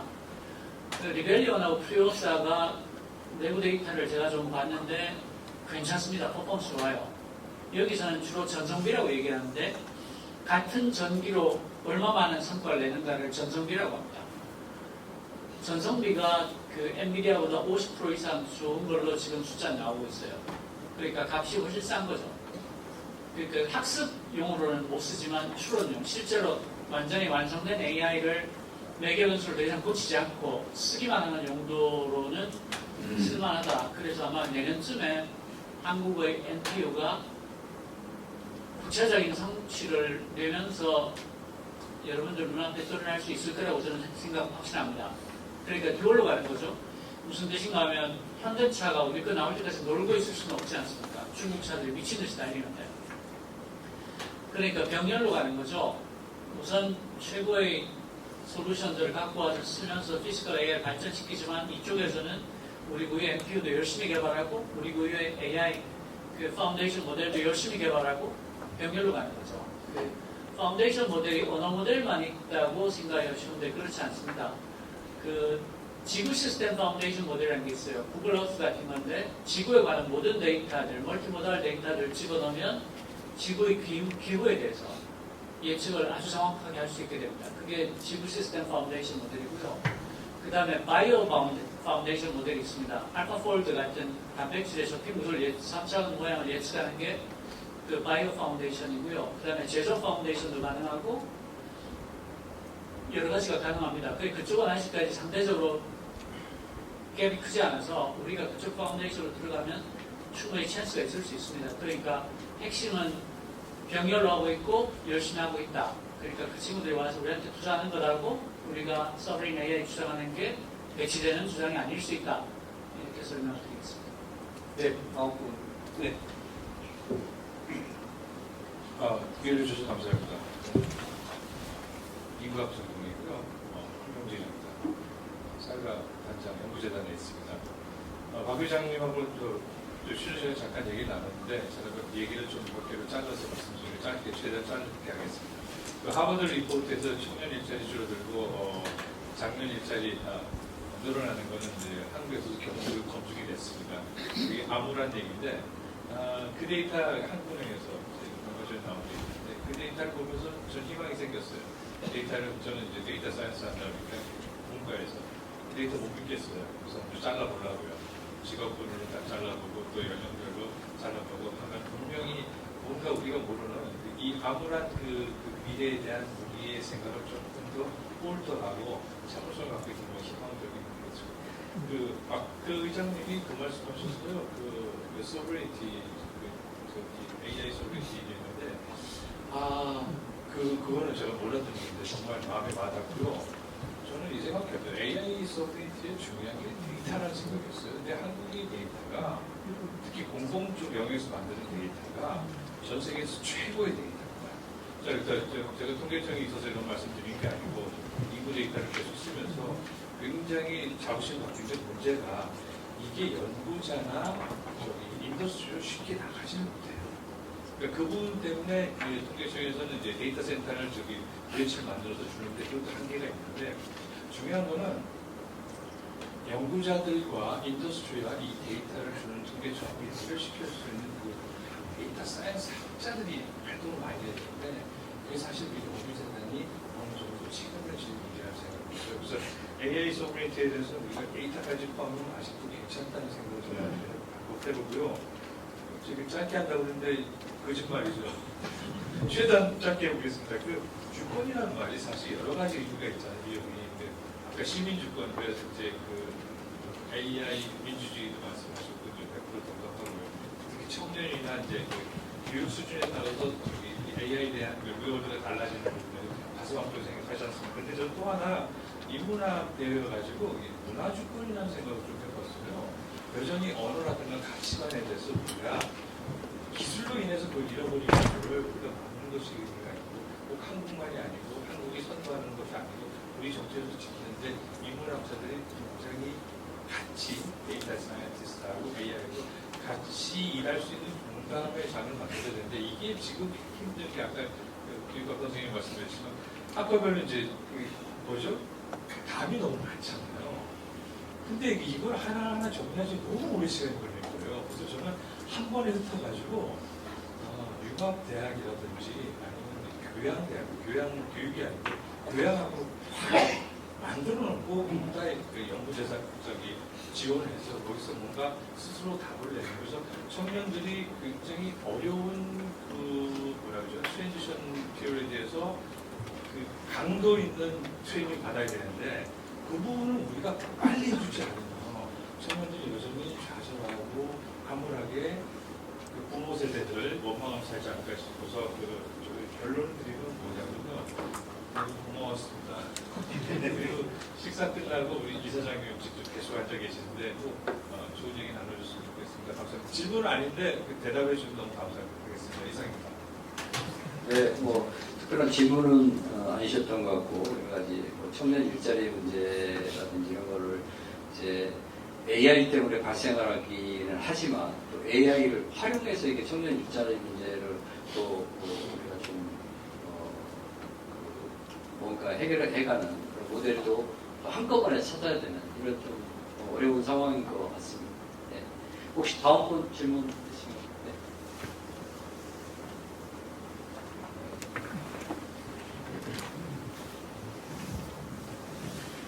네, 저는 건양대학교에서 학생들 철학 가르치고 있는 서민규 교수라고 합니다. 오늘 강연하고 토론 잘 들었습니다. 박태웅 선생님께서 그 PPT 내용 중에서 맨 마지막 장면이 저한테 굉장히 지금 아직까지도 남아있는데요. 결국은 달리는 자동차를 못 달리게 할 수는 없는 것 같고 왼쪽에 있는 청년들을 오른쪽으로 옮기는 작업을 해야 되지 않습니까? 그래서 저는 이 정치 리더십과 관련된 질문을 세 분 선생님께 드리고 싶은데, 그래서 지금 저희들이 해야 될 것은 결국은 왼쪽에 있는 청년들을 오른쪽으로 옮기는 작업이 필요한 것이고, 그렇게 하기 위해서는 물론 이제 교육적인 문제도 중요하겠지만, 저는 국가 자원과 이 자본을 재분배하는 전체 사회적인 시스템이 필요하다고 생각을 하거든요. 그래서 그 문제는 AI의 발전 속도가 빠르면 빠를수록 거기에 발맞춰서 우리도 급진적으로 진행이 돼야 되지 않나 그런 생각을 하게 됐습니다. 그래서 세 분 선생님들은 그 지점에 대해서 좀 어떤 견해를 가지고 계신지 여쭙고 싶습니다.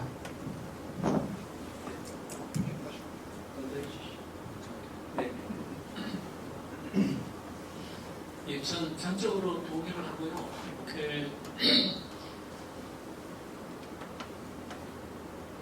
답이 급진적인 게 아니라 문제가 급진적이라고 생각합니다. 그러니까 세상이 급진적으로 바뀌고 있기 때문에 어떤 답을 내더라도 적합한 답은 다 되게 급진적인 모양을 띌 수밖에 없을 거다. 공부하는데 급진적인 답을 내면 이상한 사람이지만 질문이 대단히 급진적이면 변화가 지극히 급진적이라면 아주 온건한 답을 내더라도 그건 외관상 급진적인 모양을 띌 수밖에 없는 거거든요. 그러니까 생산성이 2배, 3배 뛰다가 갑자기 20배가 되어버리면 기존의 제도들이 견디지 못할 거라고 생각해요. 지금이 저는 그런 상황이라고 생각해요. 그러니까 그 인류의 노동의 역사가 노동시간을 줄여온 역사입니다.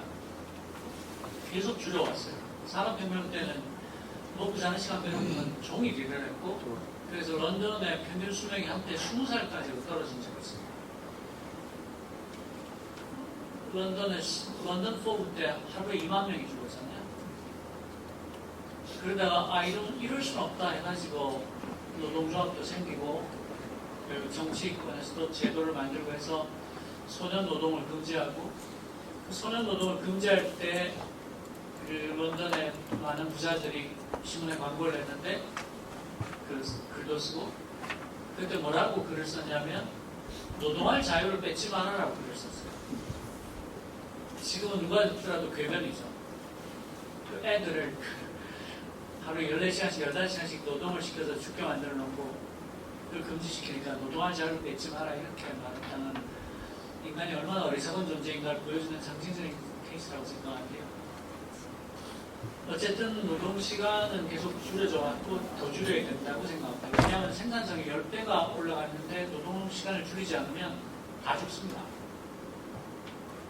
제가 신발 예를 자주 듣는데 신발을 1인당 10,000켤레씩 하루에 생산하는 사람이 10만 켤레를 생산하게 되면 노동시간 줄여야 된다. 그렇지 않으면 유전자를 조작을 해서 인간이 지네처럼 많은 다리를 갖게 만들어요. 그럴 수 없지 않습니까? 노동시간 줄여야죠. 저는 그 노동시간을 계속해서 줄이는 거, 그래서 괜찮은 일자리를 청년들에게 나눠줄 수 있는 거, 그 다음에 AI의 생산성 향상을 청년층 일자리 대책으로 사회적 안정판을 만드는 것, 이런 것들이 어른들이 마땅히 해야 될 본분이라고 생각하고요. 왜 일을 적게 하는 것을 두려워하는가? 라고 묻고 싶어요. 왜냐하면 여러분들이 세탁기 만들어진 다음에 나의 그 빨래할 자유를 뺏어가다니 하고 화낸 적 있습니까? 식기세척기 만든 다음에 왜 내가 설거지를 못하게 하냐고 화를 낸 적 있어요. AI는 우리가 일하기 싫어서 만든 겁니다. 자동화하려고 만든 거예요. 그게 전면적인 모든 일이어서 달라 보이는 것일 뿐이고 사실은 세탁기고 식기세척기일 수 있어요. 그러면 세탁기를 만들었으면 빨래를 안 해야 되고 식기세척기를 만들었으면 설거지를 안 해야 되면 AI를 만들었으면 일을 적게 해야죠. 그 세탁기를 만들어 놓고 비닐도 안 뜯고 나의 빨래할 자유를 뺏지 마라 이러고 하루 종일 빨래하고 있으면 그건 좀 이상한 사람 아닙니까? 그러니까 그걸 만든 목적을 잊지 말아야 한다. 그래서 노동시간을 줄이고 생산성 향상의 혜택을 나눠가지고 특별히 첫 번째 희생자가 청년들인데 그 친구들의 취업 대책을 마련해주고 그런 걸 하는 게 어른들의 책무라고 생각합니다. 네. 철학자 입장에서 그 현실적인 문제에 이렇게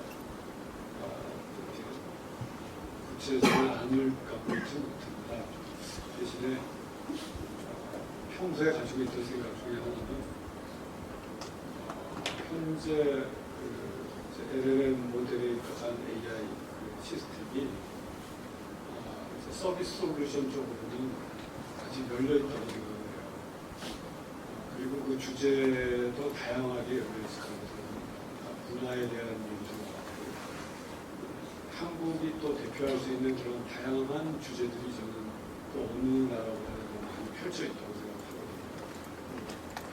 K컬처가 단순히 추상적인 개념이 아니고 우리가 이야기할 수 있는 항목들과 아주 다 구체화되어 있는 상황이기 때문에 거기서 가지고 있는 우리의 경험은 우리의 데이터거든요.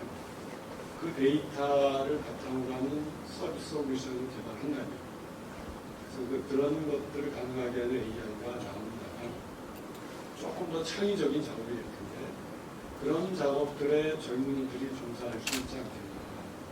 그래서 그게 어떤 요즘은 AI 하면 다 돈으로밖에 안 되는데 경제적인 측면 말고도 이걸 통해서 자기 자신을 조금 더 아까 그 챗GPT-5는 익스텐션이 아니라고 했지만 그 챗GPT-5의 한계라고 저는 생각을 하고요. 미래는 확장이 될 수도 있습니다. 그거는 지금 우리가 답할 수 없을 텐데 어쨌든 지금은 동반자적인 도구로서는 쓸 수가 있거든요. 그러면 내가 부족한 어떤 부분을 채워줄 수 있는 또 다른 어떤 그 도움으로서 자기 개발에도 쓸 수 있는 부분이 저는 있을 거라고 생각합니다. 그래서 저는 기본적으로 AI가 야기하는 부정적인 문제들이 적지 않습니다.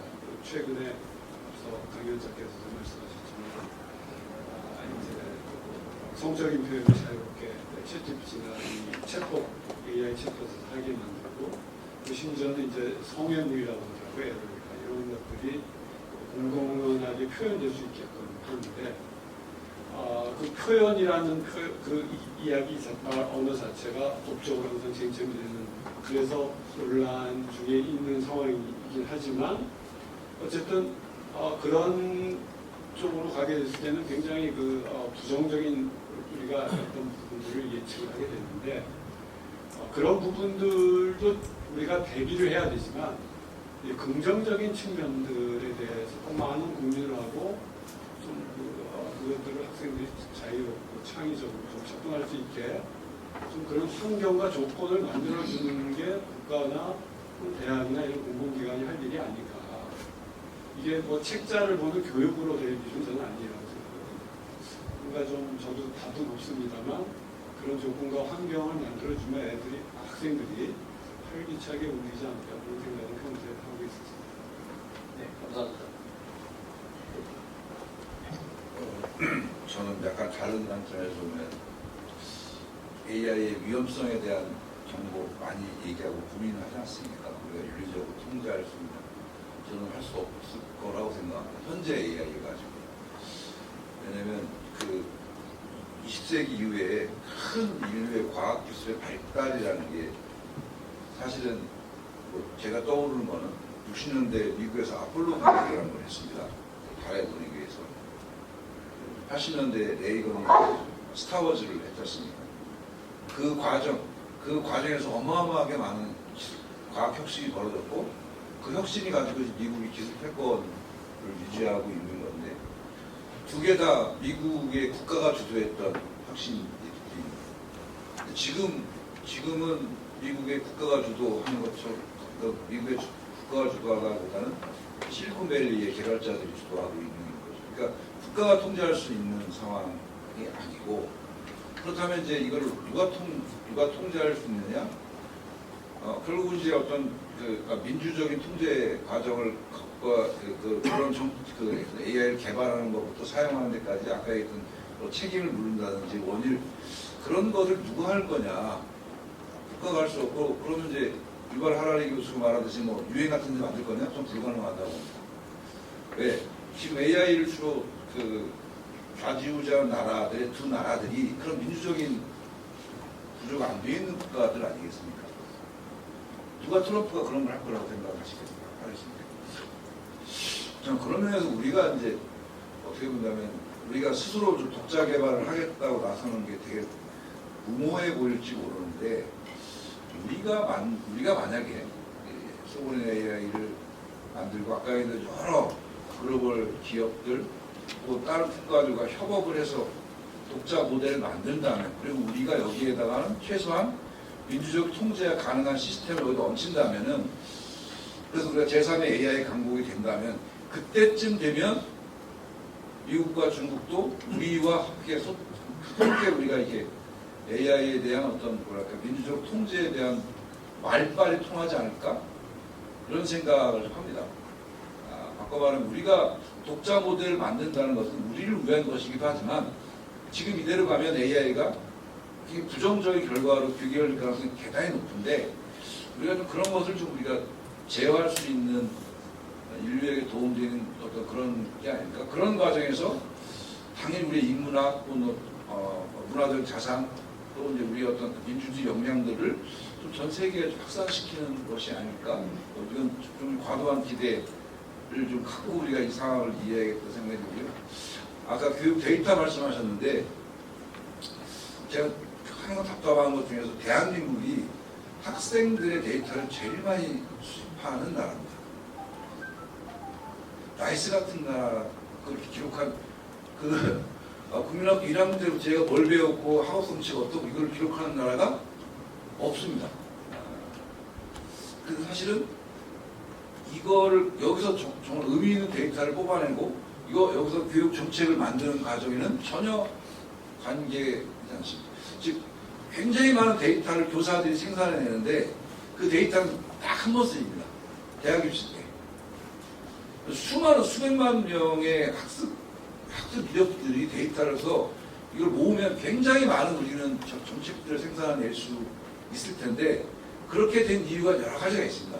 뭐 여기서 다 말씀드릴 수 없을 것 같은데 사실 우리가 AI 시대에 AI 교육도 중요하고 하지만 우리가 굉장히 많이 생산된 교육 관련 데이터들을 어떻게 우리가 통합적으로 해서 정책을 개발하는 활용할 것인가도 사실 우리가 깊이 고민해봐야 할 주제가 만약에 제가 국가교육위원회 가게 되면 이건 되게 중요한 의제로 한번 다뤄볼까 생각하고 마치겠습니다. 네, 감사합니다. 이제 더 이상 질문을 받을 시간은 없고요. 정리를 좀 해야 될 것 같습니다. 보통 무종약 같은 신약을 개발하거나 대머리약 개발하거나 암 치료제는 말할 것도 없고 이런 이제 간단한 치료제를 개발하는데도 보통 이제 임상 실험부터 약이 나오는 데까지 최소 10년, 길게는 20년 정도 걸립니다.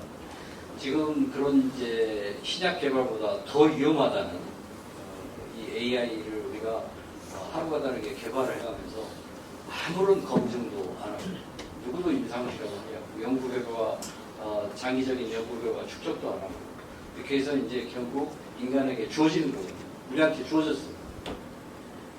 또 지금 우리처럼 이렇게 성인이 된 사람들은 또 다른 문제지만 이제 새로운 세대, 커가는 세대들은 온전하게 AI 세대로서 이제 성장을 하게 되는데 이런 위험에 대해서 이제 우리가 어떻게 대응을 해야 될 것인가 하는 것이 오늘 주제로 다룬 AI 거버넌스의 문제가 아닌가 이렇게 생각이 듭니다. 우리가 확실하게 오늘 알게 된 것은 뭐냐면 이 AI 거버넌스의 문제가 개인의 문제도 아니고 분과 학문의 문제도 아니고 그리고 어떤 지역의 문제도 아니다. 총체적으로 그리고 전 세계가 함께 고민을 해야만 이 문제를 해결해 나갈 수 있다라는 사실을 우리가 이제 깨닫게 됐고 제가 여러 다양한 이제 학회에 참여를 하는데 주로 이제 AI 엔지니어링 하는 분들이나 개발하는 분들이 참여하는 학술대회에 나가면은 AI 인문학 쪽에서 이제 이런 이야기를 하는 거에 대해서 굉장히 한심하게 조롱하는 듯하게 이렇게 말씀하시는 분들이 아주 많아요. 그래서 이제 우리가 본격적으로 정치적인 민주주의뿐만 아니라 이 기술 민주주의라는 개념을 도입을 해서 이거를 좀 정말 전 국민이 공론화하는 이런 어떤 정책을 펴야 되지 않을까 하는 생각이 듭니다. 개인의 문제가 아니기 때문에 이걸 기술 문제라고 하는 개념을 우리가 도입을 해서 이제 본격적으로 논의를 해야 될 시점이 됐다. 그럴 때 우리가 이 개발자나 엔지니어링 하는 분들을 적으로 생각하고 그분들이 너무 아무 생각 없이 무슨 기술 개발하고 이렇게 이제 생각할 게 아니고 어떻게 우리가 이 개발된 AI라고 하는 기술을 인간에게 더 유용하게 또 오래 지속하게 도구로 사용할 수 있는 그런 관점에서 우리가 다뤄나갈까 이런 거를 함께 고민을 본격적으로 해나가야 되지 않을까 이런 생각을 하게 됐습니다. 오늘 참여해 주신 세 분 발표자, 토론자분께 다시 한번 감사의 말씀을 드리면서 박수 부탁드립니다.